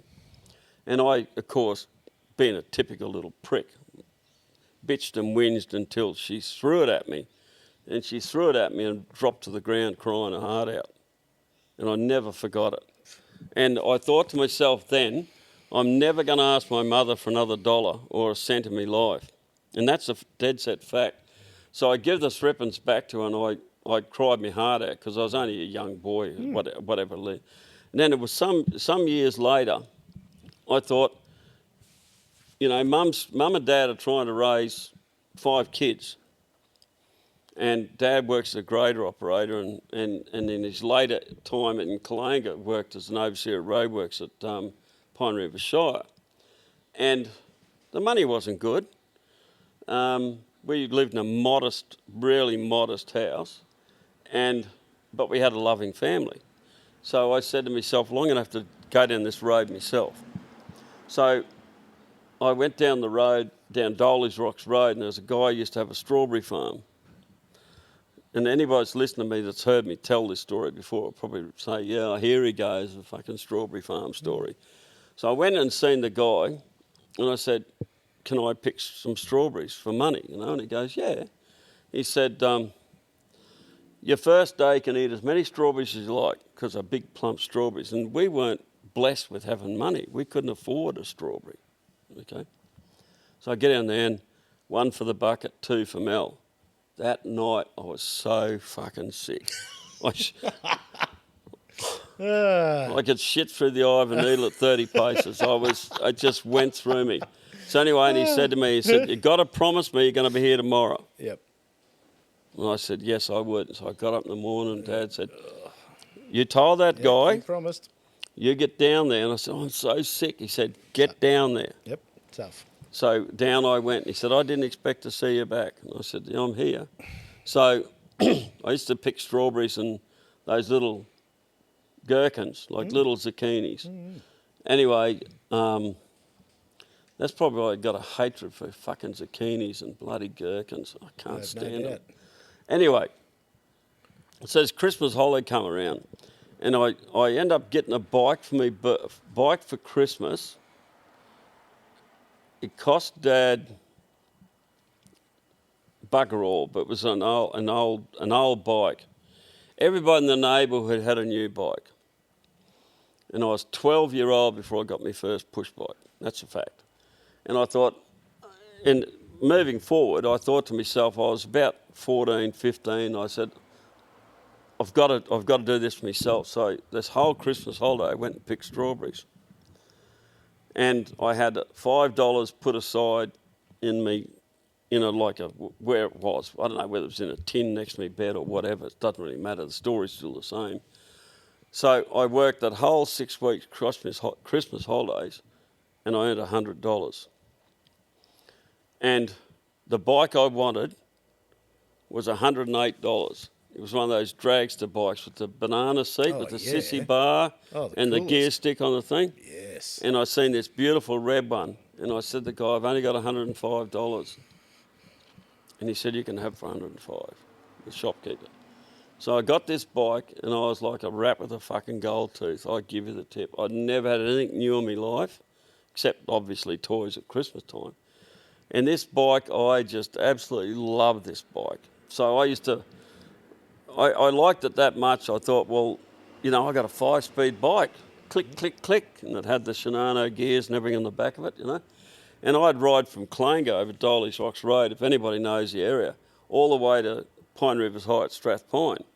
And you drive along the main road, but there was no cars. You might see the odd car, but there was no cars. So you'd come down the hill at Petrie and down past the railway and up over the bridge and over the river and past the Launton Showgrounds. And I'd do this as much as I could, because if I went on the bloody bus, these other two arseholes used to give me shit, you know.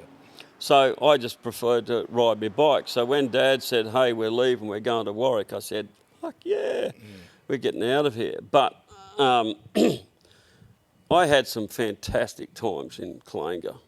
And, but I think the first, I hate that word fucking think, I keep saying it. I believe that was where the spark started, where it was a point of, I could have sat back and said, okay, I've got an old bike. Whoopsie-doo. You know, I'm going to get fed, but I wanted something better for myself. And that's the old Strawberry Farm push bike song is what it is. Well, see, I've never heard that story, and I bloody love it. I think that's amazing. So it makes sense, doesn't it? Yeah. Like there's a few linkages there. Yeah. So when that happened, it was in the back of my head, and then when I actually ended up getting my licence, I had no further use for my red bike. And when I bought my red bike, Mum said to me, Mum bought my brother a new bike not long after. And he said, oh, you've got a new bike. And I said, but I work for it. Oh, but he wants a bike the same. So my brother was much younger than me, so she bought him a bike. And by the time it come for me to get my licence, I had this beautiful red bike I used to look after. And his was all knocked around. So it was a lesson I learnt, is you can give somebody something and they'll never, ever value it as much as if you actually have to work for it. And so he used the bike for a while, and I don't know what happened to it with the whatever. But, and then it's same when you get your car. The first car was a Mark II Zephyr Dad bought me. And, you know, it was actually not a bad car. It was a good car to learn to drive in, because it wobbled in the steering and it had no fucking brakes to speak of. So when I bought it, it had twin carbies on it and extractors, and it made a crackling sound. I loved it. And man, did I lose my licence a couple of times in that fucking thing. Yeah. But that's how it come about. And then, you know, I always wanted to do something a little bit better. I was never prepared to sit still and say, well, okay, I got a Zephyr, whoopsie-doo, I'll drive it around. So I did different things. I tried triple carbies on it, and then I tried putting bigger wheels on it, and it hit the guards. So I had to panel beat all the guards out for the fat tyres. And then, and then I used to break gearboxes every 2 weeks in it. So that's where the gearbox drive, I think, come from. Because Mum used to say to me, God, you've broken another gearbox. And I said, yeah. So I'd be fixing the gearbox on the wash machine out in laundry, which was separate to the house. Oh, my God. Yeah. But see, that's amazing. Like, I love that. The fact that I'd actually love to, like, how were you breaking them? What were you doing to the poor bloody thing? Flogging the living daylights out. You must have been. Oh, God. To actually blow them apart. Again, as I said, I've only ever blown up one, and it had done 500,000 kilometres by the time it let go. Well, if anybody's going to break anything, I would. We used to, one particular evening, this bloke wanted to race, and I said, yeah, I'll race you. So we went out along the road, and I broke the gearbox. And the only gear I could get was either I couldn't get first. I knocked the teeth off first. I don't know what happened, but all I could get was reverse. And I reversed it from Kelly's Hills, which is out along the road here, all the way back into Warwick. And Mum heard me coming down the road, and it's going ka-clunk, ka-clunk, and I was driving as steady as I could. And I backed it into the yard and said, "What did you do?" I said, "Oh, I've got no gears. I broke it. I was out racing somebody." She said, "Oh, I can't believe it." And she even brought that up, I think, at my 21st. She said, "I can still remember you backing the car down the road, hearing this clunkety-clunk thing, this old Zephyr." But I don't know. Dad probably didn't think much of me because I was pretty brutal on the cars. Well, he'd just be shaking his head going, No, I guess he's got to again. learn one way or another. Yeah, not again. But if you were rebuilding gearboxes every couple of weeks, like, you would have started to know your way around. Yeah, I did. Yeah. I used to pull them apart and nothing back then. Just nothing. It was nothing to me. Yeah. And then, like I said, there was, one, I don't know if I ever told the story about Toowoomba. We used to, when we were kids, when I had that Falcon I was telling you about, that XW, it was a really fast car. For its time, it was really quick. And I'd raced everybody around here and beaten them all, except one guy. He beat me once, but anyway, I beat them all. And this guy said to me once, he said, I went from Toowoomba Post Office to Warwick Post Office in 29 minutes. I said, "Really?" I said, "I reckon I can beat that." So I went, we were over in Toowoomba. I was going to do this run. I said to somebody, "Just check the time, will you?" And I said, "We're coming up past the post office, so I'm going to get to Warwick. I'm going to get in under 30 minutes." And they said, "You're kidding." I said, "No, check your watch." Anyway, so off we went. And back in the day, stuff all cops, nobody anywhere. So here's me going along Misson's Flat, which is a flat between Toowoomba and Warwick there, over the middle of the white line, to think that this XW doing 7,000 revs just straight along the road, 130 odd mile an hour, whatever it was. Anyway, I got back into town and he said, "Well, I think you've done it close to 28 than 29. I said, "Really?" I said, I could have done it a bit better than that, So anyway, the next time I went out, we did the same thing again. And we left the Toowoomba Post Office, and I remember going past. The story changes with time, but the end result's still the same. So anyway, we're going. I'm flogging this car from Toowoomba. Come past the Wheat Sheaf Hotel there at Greenmount, and it's supposed to be an 80k zone. I goes past like 100 mile an hour, just fucking flogging this car, and apparently a police officer was in the pub, leaving it, and he was walking back home. And I'm going. So he says, "Shit, I'm going to ring the Ellery cops." So he goes and rings the Ellery cops, tells the Ellery cops that there's a XW coming in hot. great rate of knots. So anyway, so I'm coming into Ellery, and I see this XY Falcon. They were diamond white with that blue tinge in them, with a light on it. And I'm coming over the bridge and I'm into this thing, and he's got the light on. So I said, "Oh, fuck it, I'm going." So I kept going. And I kept going. I come to the 8 mile turn off, and there was never an overpass at the time. Yeah. There was just a road going off. And there was a kick in the road like that, and I thought, well, there's no cars coming. I'm going to come up the wrong side of the road, go straight through. So I just barreled it, went straight through. Anyway, I got and I looked at my clock, and I coming over the hill at Warwick here, and I was at like I know people probably won't believe me, but it was like 27 minutes, and I said, fuck me, 58 miles. So I was sitting on 130, 140 k's, a mile an hour, not k's an hour, a mile an hour all the way, just redline this thing. So anyway, I come down the hill, and there should be there a cop car at the bottom, at the O.O. Madsen Bridge there, waved me in.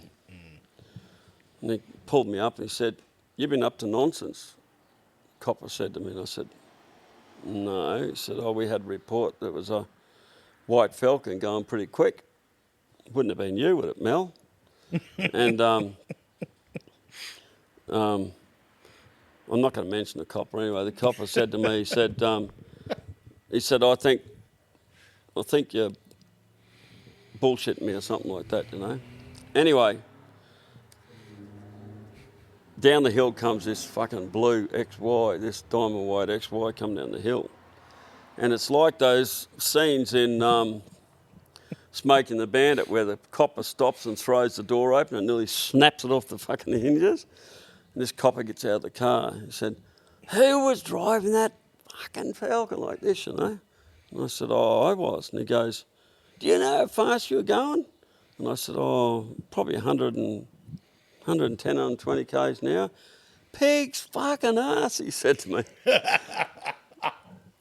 Anyway, I lost my licence for 6 months. I have no doubt. The copper said to me, "You're done. "Give me your licence so you can drive home, park that car, don't want you to see in the car again." That's what the police are like. So they followed me home, and I used to walk from work to work for that time. That bloody poor car sat in that shed, and I didn't want to drive it. And I thought, today you'd be jailed. Oh, and your car would be crushed into a cube. Yeah. And look, you know, it's very different.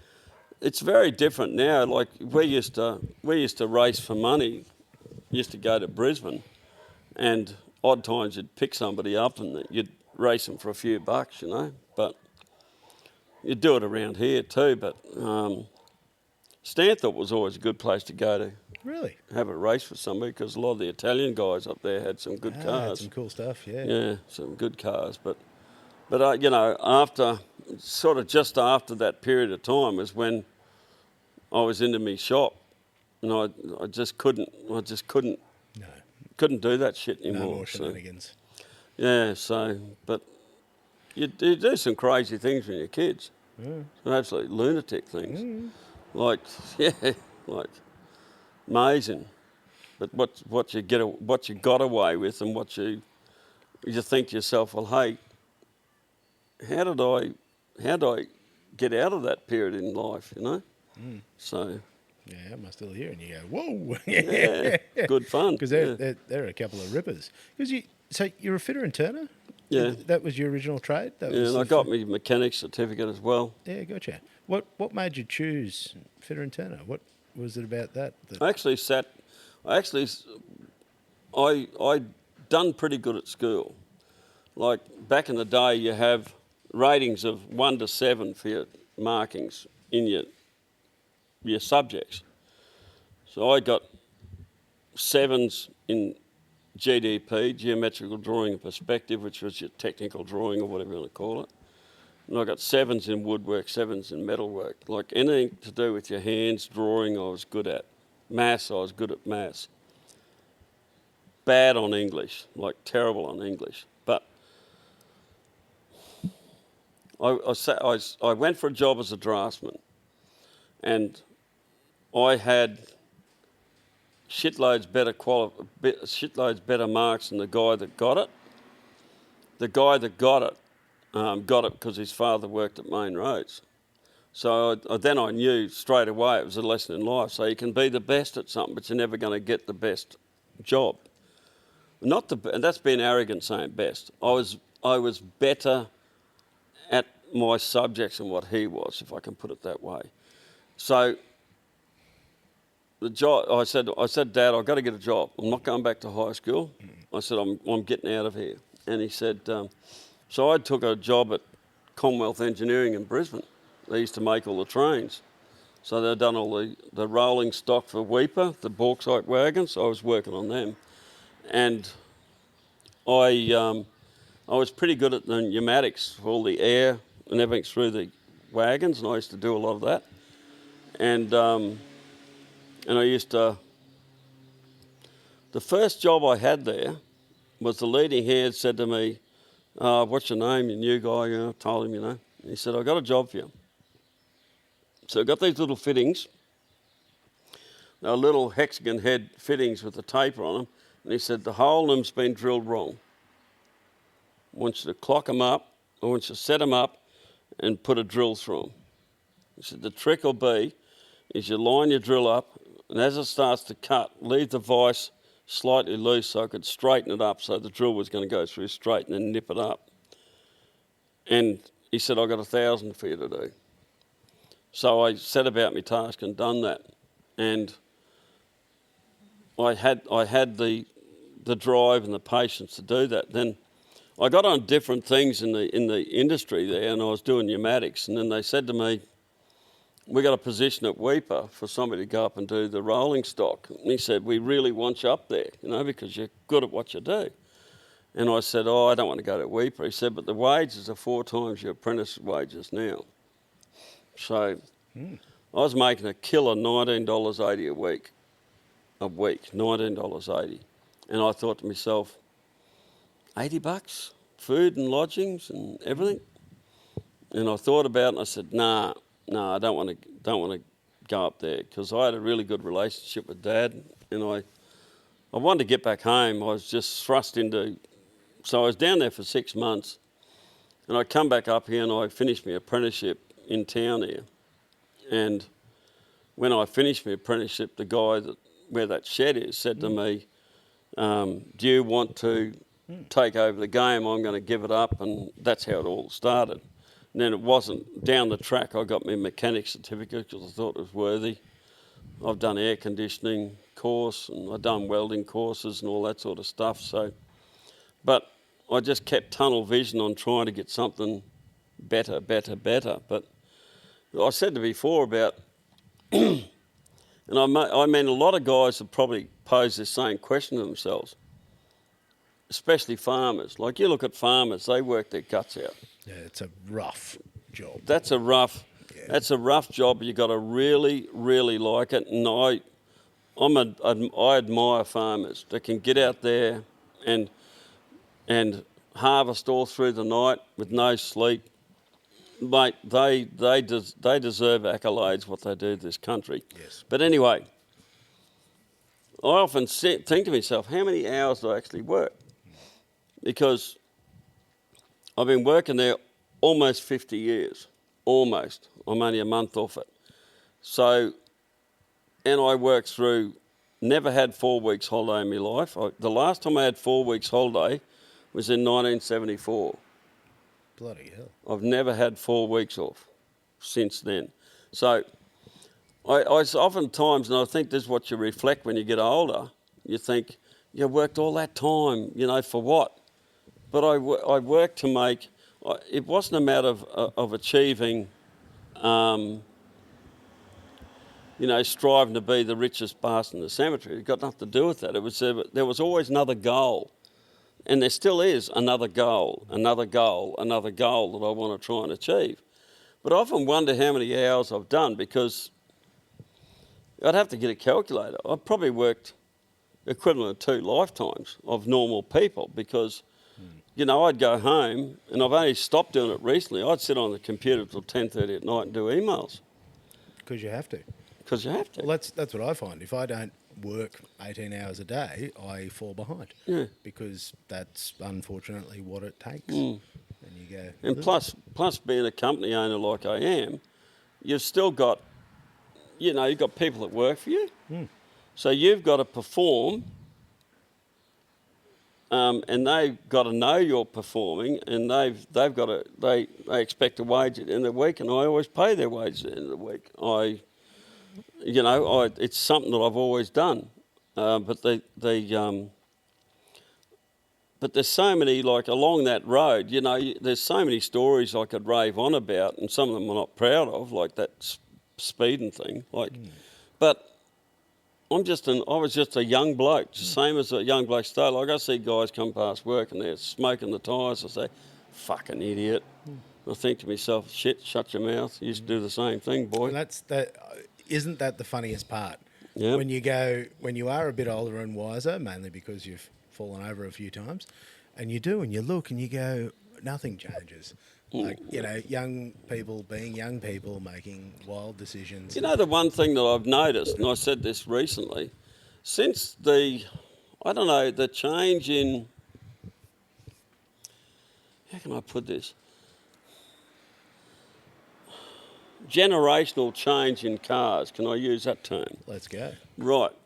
So, when we were young fellas, I'm talking the early 70s, I had a Zephyr and my mates had EHs and HRs and all the stuff, right? All different cars. And we fanged around the streets, laid wheelies, done all the shit that they do today. And then, because that's all we had, then all of a sudden there was the V8 era. Okay, so back then you had your 6 cylinders. Rarely did you ever hear a V8 mainline ute or a Cusso or something like that. You wouldn't see an XRGT because only the bloke that was the head of Repco, for instance, or a bank would have a GT or whatever. But then you go into the V8 era. So your V8 era started probably late. I'm calling it accessible V8 era. Can I use that? Where people had the funds to be able to, or were in a position to be able to either borrow the money or whatever, and they had a V8, okay? So it'd be a V8 Falcon, a V8 Holden, whatever. So through the mid-70s, right through to even through the 2000s, that was a V8 era. They were everywhere.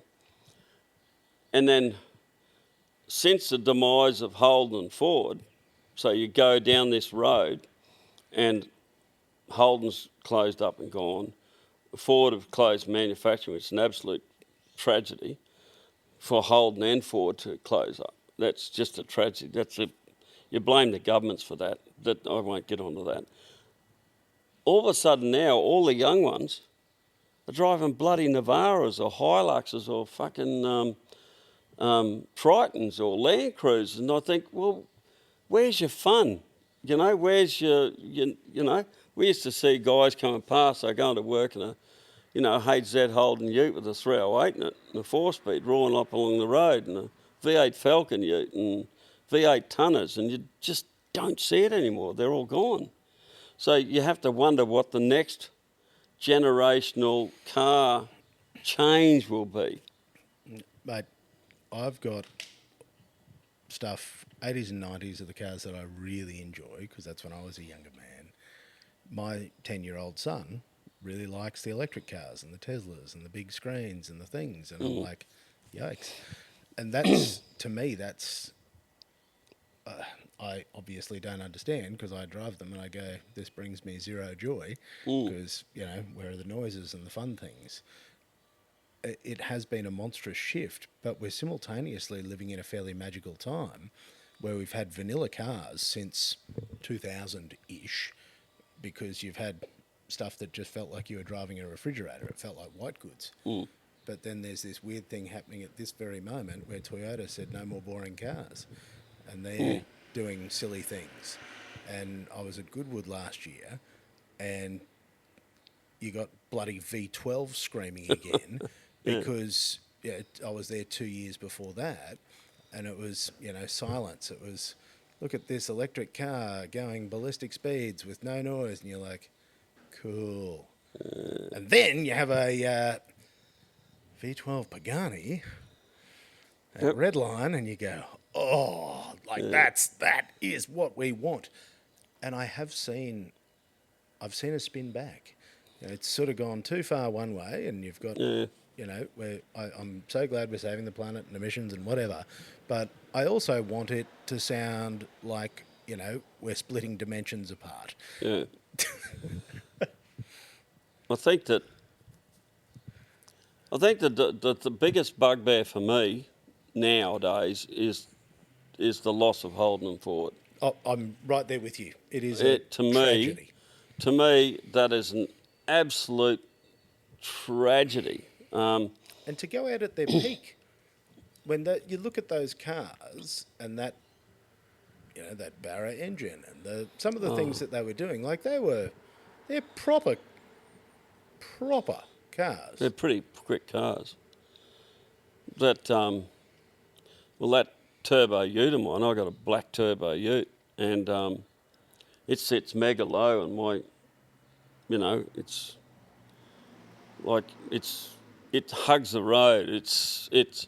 It goes like cut cat. It's got a manual. It's just a beautiful car.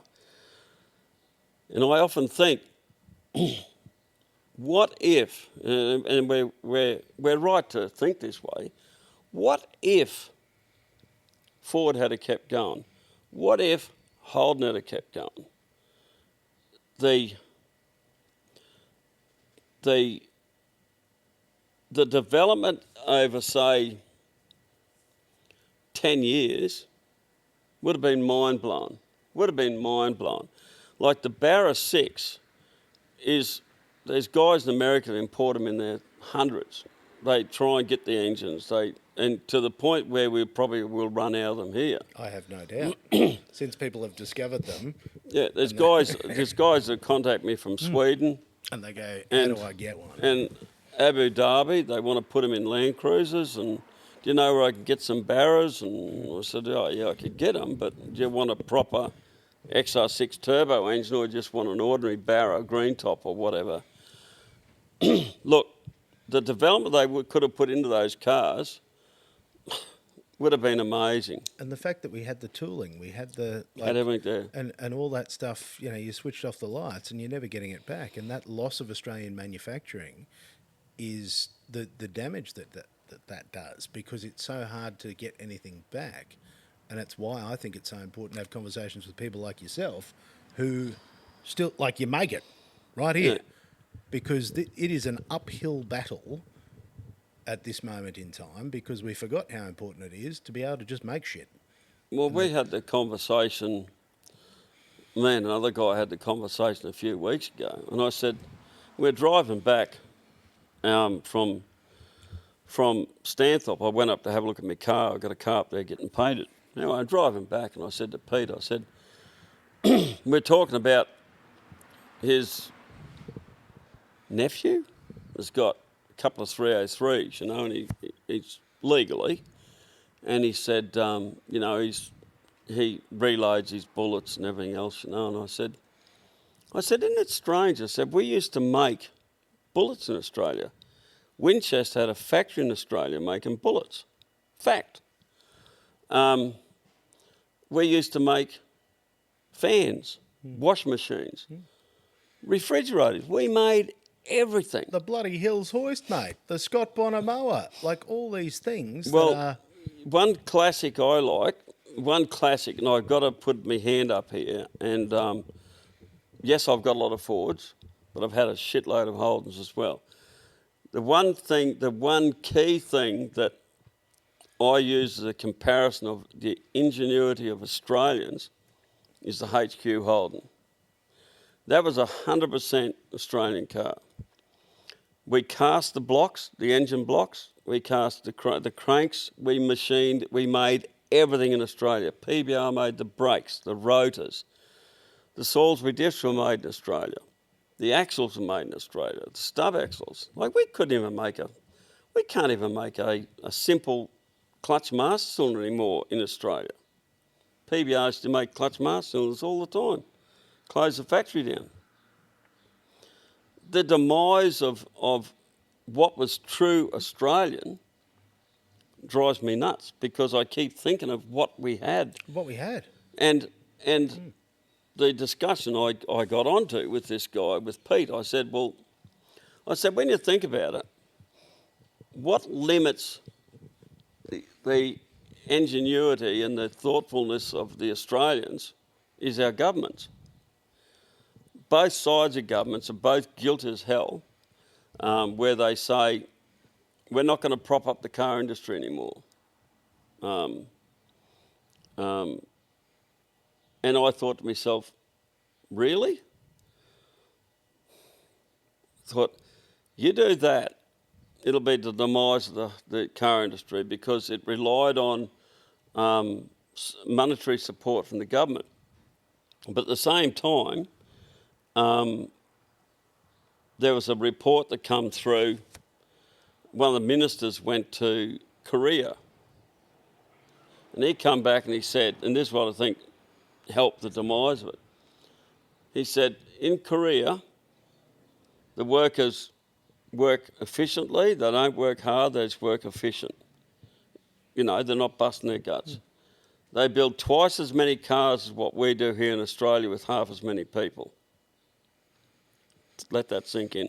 Twice as many cars with half as many people. And I think, again, that there's a lot of issues that could have been solved with purely through negotiation to keep the Australian car market going. Like all the police cars could have been holding them forward. All the ambulances holding them forward. The tender vehicles like fire department could have been the Ford Territory, great car. Use them. Build a car that's better for different applications, for the fire marshals if they're going out, whatever. All the hospitals use Holden and Ford cars. They push them the whole way, and everybody have, all the government departments, no matter what, agriculture, everything, have Holden and Ford. If they preferred Land Cruisers, let's build a four-wheel drive. That's all they had to do. You would have found that just having the Australian cars here and the associated markets that go with it, like the blokes that make the springs for the seats and all the other stuff, you know. I know they're not springs now, they're foam and that, and all the upholstery and all the other stuff, all those cottage industry that died, all of them, like all the mould, the casting where you cast engine blocks, all that stuff. It's all gone. It's devastating. And now they're having to prop everything up by throwing money into just supporting existence. Yeah. Because we took away the capacity to make for ourselves. Yeah. And we've become dependent. That's all it is. It's heartbreaking to sort of look and to also realise how hard it is to operate as a business and how severe your overheads are and how little comes out the back once you've actually, you know, paid for everything. Yeah, well, it's all the stuff. It's like, you know, say what we call workers' comp. You know, they've got another word for it now, but I always call it workers' compensation in case somebody gets hurt. We pay a hefty fee in that. The rates on the premises, the electricity bills on the premises, the insurance on the premises and fixtures and fittings and stock. That is just a humongous amount of money. And then you've got all your superannuation for your staff, your wages for your staff. You've got to factor in a certain percentage of, let me call it invoiceable hours. You've probably heard that before, where you're actually productive for as much as you possibly can. It's not about making the boss a billionaire. It's got nothing to do with that. It's about making everything easier. If everybody works efficiently, everything works easy. It always has and always will do. So, yeah, look, I know we're going off tangent again talking about day-to-day living and everything, but that's all part of what we do. But it's part of it, and I think it's even part of why, like, these conversations are so important, because I look at a generation of people growing up going, what's the point? When there's a pretty uphill climb for, you know, somebody who, let's say they're doing their apprenticeship as a fitter and turner, and you're starting that journey today, like that. I'd say it's a climb. I'd say it'd be nearly impossible now, because the cost of I know costs are relative. They always say costs are relative to time. I understand that, but back in the day, like 50 years ago, the electricity bill was obviously nothing like it is today. It might have been $40 or whatever. Excuse me, but you still have to have the earning capacity to pay it. Correct. But you look, you know, how it's like to be buying a house now. Oh, mate, terrible. Terrible. But the thing that really kills me is the lack of support for small business, the lack of support for what you do here. The fact that if you do hire people and you actually employ a lot of Australians, you get to pay bonus taxes once you employ a certain, with your payroll tax. Like, I truly feel that you are discouraged from going out on your own and trying to make it work, because it's hard enough just trying to make it work. Yeah. And then you go, hang on, so there's additional penalties. And you go, what are we doing? This is the dumbest thing I've ever seen. Why are we not incentivising people to take this path of trying to put things together? It gets back to the car manufacturing industry. You all you got to do is just think briefly of how many people would have lost their jobs at Geelong. Yeah, horrifying. And then the rolling effects, as you said, all those other supporting industries. The person who makes the springs and the person who makes the person who delivers the coffees, the food truck, exponential numbers are devastated, and they've still got to make a buck. And the number of public service jobs now, that's ridiculous. And because they have to, because we go, oh shit, nobody. Who's going to employ you? Well, when I went down to Geelong to pick up some stock there a couple of years ago, we drove down overnight, went to Geelong and picked up a heap of stuff and come back. Well, it didn't go back down and back overnight, but you get the drift. When we went down there, just Geelong is a ghost town. And I said to the guy that I was buying some stuff off, I said, Jesus, quiet. He said, oh, mate, he said, you should have seen this place 20 years ago. He said you couldn't move. All the small businesses were going, they were making small parts. They'd put in for little tenders to get to do a particular part for the cars and that.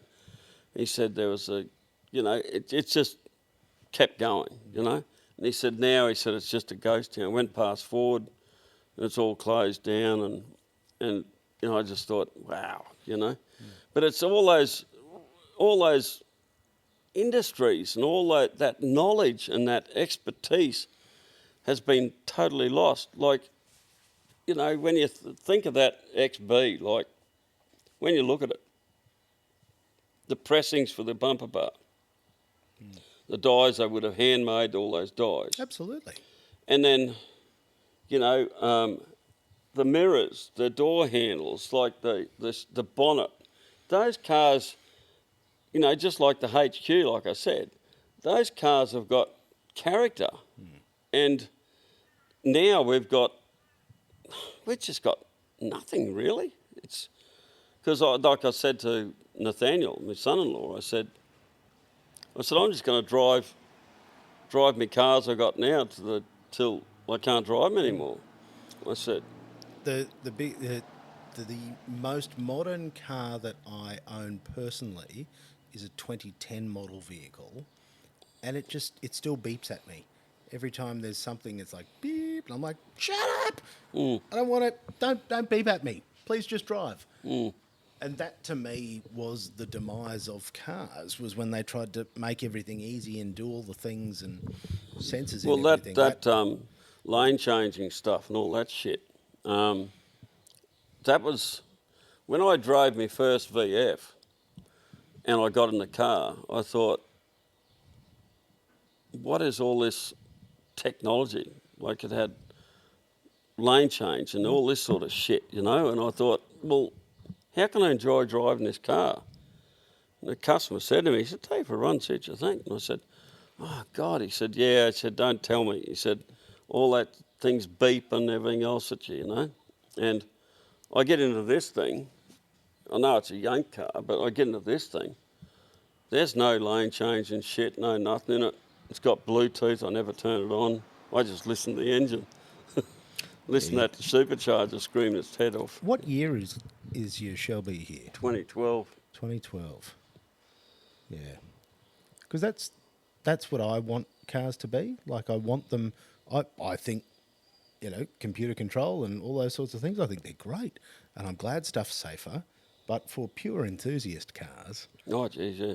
I just want them to do the bloody thing. Yeah. I don't need it to sing, dance, whistle. Just do the thing. Yeah. Do it well. I think that's all you can ever expect with a motor vehicle. It's got to match your personality.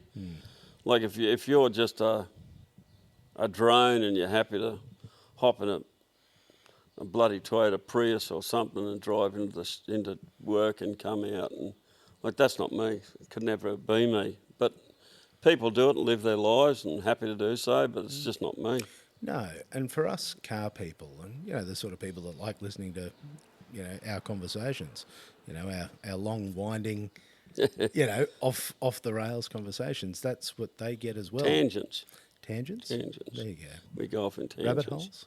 See, but I love that. That to me, that's where life actually happens. Yeah. The main road, it's full of all sorts of things, but it's when you take the detour, the road less travelled. That's where the adventure is. Oh yeah. And going and finding these things and these cars, but then this is the great joy of this modern age, is the ability to find people who enjoy this stuff. Oh yeah. And that's probably when I sort of go looking for silver linings, as we, are sad about a few things that have happened. The great joy, and I guess the thing that I love just doing my tiny little bit, is helping to put people together, helping to put people who love it, because, you get a few smart people together and pretty amazing things happen. Well, geez, and then you get a few more, and, what you can do over, years and then decades, I think has the potential to actually make a difference, because there are people who may not have ever connected or may not have come across your stuff, and then they'll go, oh shit, that's Mel's day. Oh, he does all that and that. And it's that trying to bring these worlds together, where if we all sit in isolation in our little silos, like, how are we ever going to make this stuff better? Rising tide lifts all ships. We've got to, you've got to try and get people, because, we've got generational differences, but we still sing the same bloody tune. Oh, geez, yeah. And it's something that just continues to fill me with hope, because I've got young blokes that help with this because they just love being part of it. And, they're in their 20s, people who've just done their mechanical apprenticeships and they're, starting their own journeys. But we are the same. Yeah. We are bonded by these combinations of, metal and plastic and rubber, and making them our own. Like, it's a magical thing. And that is the great joy about where we are. As I said to you before we started, I've got, this is a broadcast studio. In the 90s, I couldn't have ever dreamed of doing this, of what we're doing here. This wasn't possible. The technology didn't exist. Like, couldn't have done it. I see your point, yeah. Couldn't have done it. But I'm here in a place going, right, I can't do that or that or that or that or that, but shit, I can do this. If I can reach out to people and if I can help put people together. And again, I'm going to run into you at the expo at RNA, and then I can go, hey, you got to come and meet Mal. He's a fucking legend. And you just keep putting, great people together. And I've found that strange things happen. Well, it does. Strange things happen. Yeah, it does. And I think that there's something, especially for Australia, with where it is now, with those of us who remember how it was and the things that existed before, that perhaps we can help shape the future. So maybe my kid or his kids, we take it to a place where Australians are proud of producing things, making things, contributing globally. Because the automotive industry, the aftermarket automotive industry, it's quite strong. It's not to be trifled with. No. It is a significant contributor to GDP. Oh, geez, yeah. And it's sort of pushed down with, Hoons, cars, Hoons whatever. And cars, but the Australian aftermarket automotive, like, it's a monster. It is a multi-billion-dollar industry. Well, you look at another company like Rare Spares. Yeah. Look at their commitment to bits and pieces, like all the stuff you need. Oh, I need a handbrake cable for a VK Commodore. Oh, Rare Spares got them. All that stuff, the amount of work that Rare Spares has put into Rare Spares, aftermarket componentry. Finding the bits. And developing the bits and getting them made, etc. Like there's companies now that are making console boots for AU Falcons. Like people say, well, what do you want a console boot? But the passionate guy that's got an XR8, his dad had it, his dad left it to him, his dad passed away. I hear these stories every day. Oh, do you know where I can get another gear stick for me AU? And I say, yeah, I can make one for you. I know the shape of it.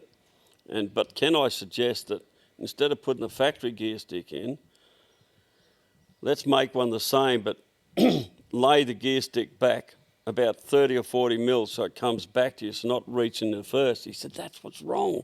And I said, I can bend the stick back, it'll still fit, and you can get the console insert from this guy. Oh, great. So all of a sudden his little world is solved with ideas when you say, oh, you're reaching for the gear stick. And he goes, yeah, that's what it's like. So just little things. And I mean, every guy, whether he's doing electronic ignition or they work on it. You know, you look at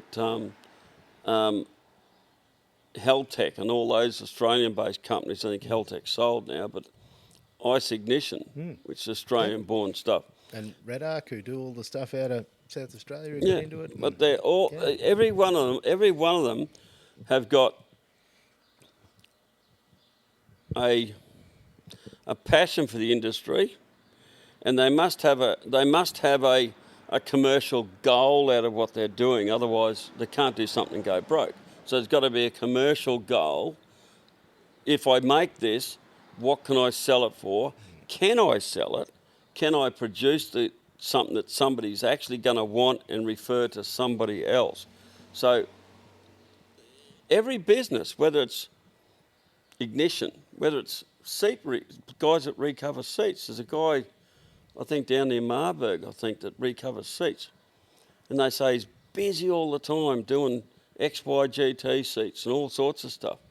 Well, and you ask him, and say, do you work on your own? He said, well, I can't get anybody to help me. Nobody wants to do this job. And you hear it all the time where the young ones, they simply, we've lost a whole generation of strong workers that want to actually do something different and actually achieve a trade, number one.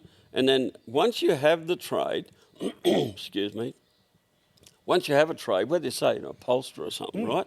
And you say, well, oh, my boss Nigel, he's getting a bit old and he's a bit cranky. I'm going to start doing my own upholstery. That's what happens with carpenters and all the rest of it. Most of them just go out on their own once they get their trade, which is sad. But anyway, it's a fact of life. But upholstery is something that's it is such a lucrative trade. Oh, absolutely. Because I know to do the seats in my XT and door trims, I think I'm going to be in the hole for about $7,000 or something. Yeah. And when you look at the material cost, when you think about it, that particular trade, and I've spoken to many guys in this trade, that is a very high labour content trade. Correct. So if you are a gifted upholsterer and you can do stuff just straight off the cuff, you know what you need, you know how much material you've got to cut for that back seat, you can straight away, you can say, well, I know if I do those leather seats in the front of that car and the back seat's going to take me 40 hours, okay? And he might say to somebody, look, I can do them in leather, it's 8,500, whatever. He might know straight away he needs to get 120 an hour for his time, and he's doing okay because he's quick, and so on. So there's trades out there that are such great trades, and it's hands-on stuff. But like I say, the passion I got for the game is that I want to see these cars. I want to see them still around. Well, I won't probably see them around in 30 years, but I won't be here. But I'm just saying that these cars can still technically be. You look at that car behind you, and it'd be the same for anybody with a Valiant Charger, a beautiful Valiant Charger RT, or a bloody SS HQ 253 4-speed carnies lovingly kept it. They're good enough and strong enough to last probably another 50 years at least. There's Model A Falcons, Model A Fords running around. 28 Model A's are almost 100 years old. So if the trade has got a lot of like-minded people in it, and people that are in it have got a passion for all the trades of that particular, let's call it classic cars, it won't die for decades, you know? I see a huge opportunity. I think that's the thing. Is I actually, you know, you might even, you'd be the man to know. In the AU Falcons, they had like the business pack, and you could have the little table. You'd be all over that one. Mate, those need to be reproduced. Yeah. The bloody tables in the AU Falcons. Oh, it's that sort of stuff, though, where you remember these things and you go, shit, I've got to have one of those. But it's even the footrest in AU Falcon. AU Falcon's got a clutch pedal, like a footrest next to the clutch pedal. The BAs, BFs and FGs dropped them. Obviously a commercial thing, but just having that footrest there, I know with that black AU I told you about that... that you're going to have to show me after we finish. Yeah, that Howard Marsden that drove. That particular car's got a footrest in there. If you drive it hard, you've got to have a foot on the... You've got to have, if you're steering hard, you can't have this foot just sitting on the floor. Floating. You plant it into that footrest. You can really... They're just a good car, but that's one little thing, that little tiny footrest that Ford stopped making in the later model cars. So, yeah, it's interesting. What a thing to drop. But now, look, I figure I can see the sun starting to set. I reckon I could talk nonsense with you for hours longer. No. But I've taken up half your day. Mate, I'm very grateful that you made time No, no problem at all. to sit and chat with me today. This has been a hell of a lot of Just fun. think, I didn't have to do any emails like a bludge this afternoon. It's the best, isn't it? And you can say, no, you guys told me I need to do this. We've got to do that marketing and talk about the things. And you go, I did it. But we'll meet up at Performance Pulse. That's going to be certainly will. apparently a big show, Mate, too. it's going to be massive. I'm really excited. And my whole goal with it is I take my Snowy River van and people come and chat to me. So you pop in and say good day, and once again, you'll be you can get off the tools and come and talk rubbish with us. Because I do it, mate, because I got air conditioning as well. Good on you. That's the pro tip out of these things in the hot days. Yeah. Mel, thank you sincerely. Truly, I'm really grateful for you having me up here and showing me your toys and sharing your stories, because what you've done is, it's special. You have, you fought battles for a long time. Oh, geez, yeah. And it's no small feat, and not a lot of people make it that far in... Yeah, but one last thing Please. is, if I can add, you can't follow this journey. You can't, take this journey without a lot of good people around you. You've got to have supportive family. Always. But I've had some great people work for me. Great people. They've moved on to different things in their life, which is fantastic. But there's always somebody else that wants to step in and take over that role. Like, I can do that. I can do this. And everybody's got a different skill set. And it's just hard that humanity, we as humans, some of us can't work together long term. You understand what I'm saying? I certainly do, mate. And like a couple of guys I'd love to still had there.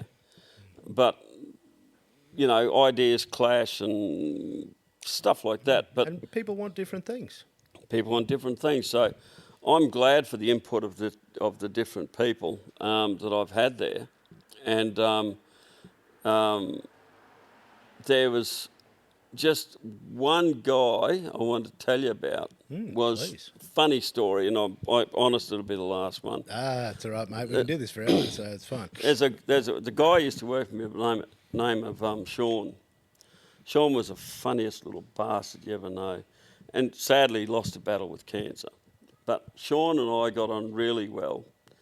Sean struggled with one of the office staff, and he left. But before he left, he helped me do more development with the underdash stuff, reshaping the plates and getting them laser cut and pushing it in another direction and helping me, you know. And Sean was this funniest bloke. We used to have this fella that used to ring up, and he'd always want to speak to me. And I said to Sean, can you go and talk to him and tell him that I'm not available? I just wasn't in the mood. I had one of those days, you know. Anyway, so Sean goes up there, and Sean pretends he's a Chinaman. What? Hello? What the fuck you want? What the fuck you want with my boss? Like this. And it was the funniest story. Anyway, this bloke, he said, you fuck off, he said. I don't want to talk to you like this. Anyway, so the bloke rings back the next day, and he said, and I got him on the phone again. He said, who's that guy that would answer the phone yesterday? I said, he's a Chinaman we got working here. Very angry little man, he said, but I said he helps me a bit. He goes, geez, angry, he said. He was saying, he called you a round-eyed dog. He said, my boss is a round-eyed dog. You'll fucking leave me alone like this. And he was just the funniest prick that you'd ever have. And anyway, he left the employment of the company and didn't really want to go. And it wasn't long after that he left the district and got cancer and passed away. But every time we think of Sean, we think of that phone call that day. Just being a smart ass. Yeah. And making people laugh and going, don't really want to talk to this guy, but I reckon I could do this. And you go, yikes. But he was just some of those things that I think every business place has that thing where somebody is acting like a dick. Oh, yeah. But that makes the world go round. It does, mate. And there's a lot of people, you know, that do make things happen. And as you said, you know, supportive family and people.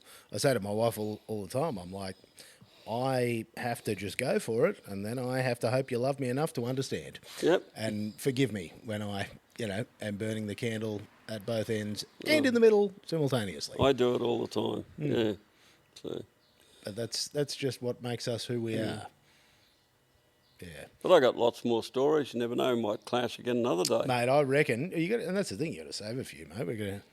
Got a lot more stories I up think there. we're going to do a few more of these.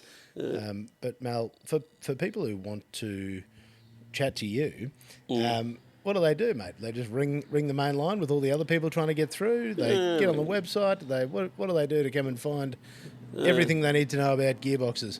Oh, just call me or email me. Yeah, or get on Facebook's site and say, hey, can you get Mel to give me a ring? I always do. So.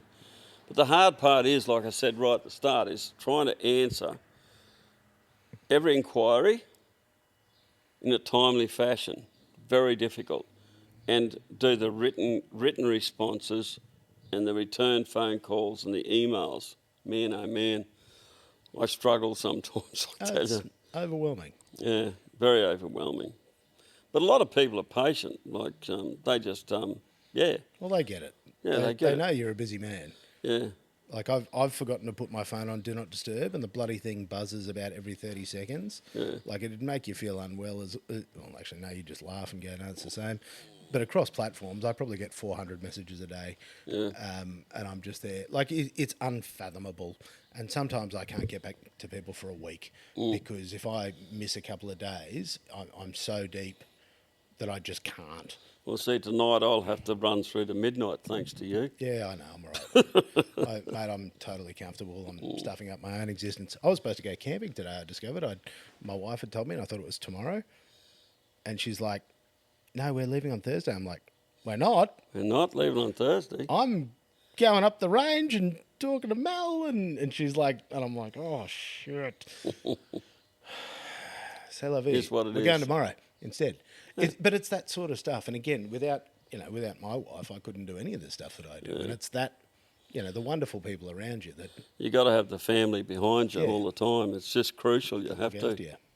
But like I say, like I said before to you, I don't know whether it's recorded or whether it was out of sync. But I said I have that cats in the cradle moment many times, which you probably do too.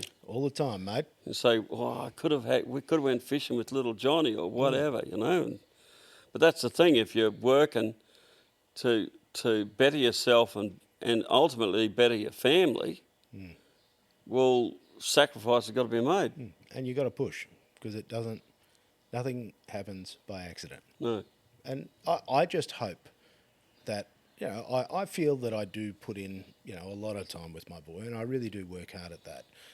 But what I am hoping he sees is that you must apply yourself. You've got to. And that's probably the biggest thing I want him to see, is that I teach him kindness, manners, and effort. I'm yet to find any other things that work as well as those three. You can't. That's it. That's what they've got to have. Because from those three basic traits comes respect, and it all flows from that. Correct. And you've got to remember that. So what you're doing is right. Yeah, well, mate, I can only hope. Only hope. But Mal, thank you, mate. I'm going to call it. Otherwise, we're going to find another tangent. Righto. You're a bloody legend. Thanks, buddy.